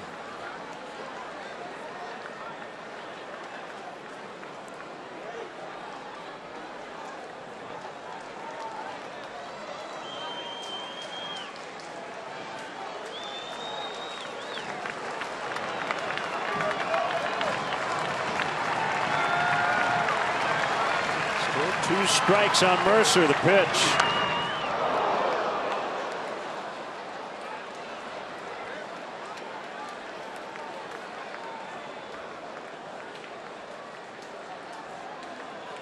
This has been a laborious 9th inning for Chapman. 26 pitches.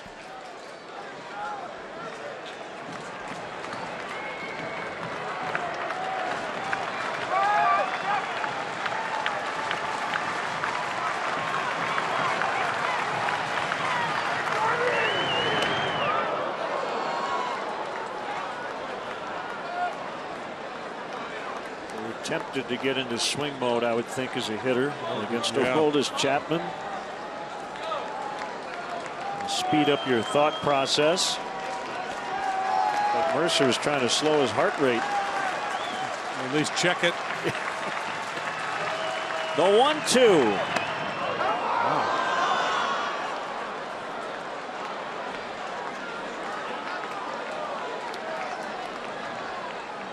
He's had outings since he's joined the Cubs where he hasn't been particularly sharp, but some of these fastballs are way off the mark here tonight.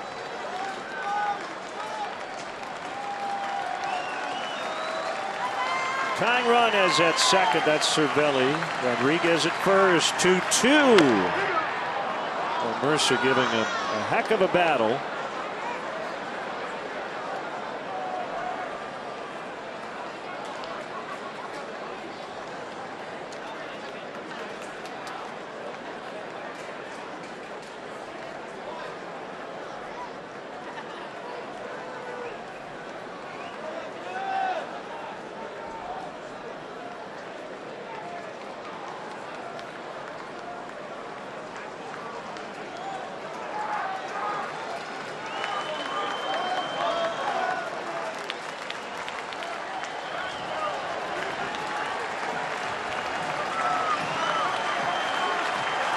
Two balls, 2 strikes.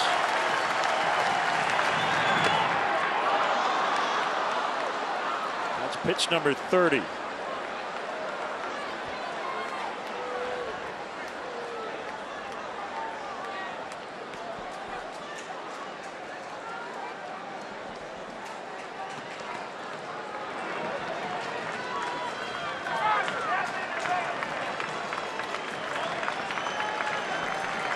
Ten of these pitches have been in this at bat alone.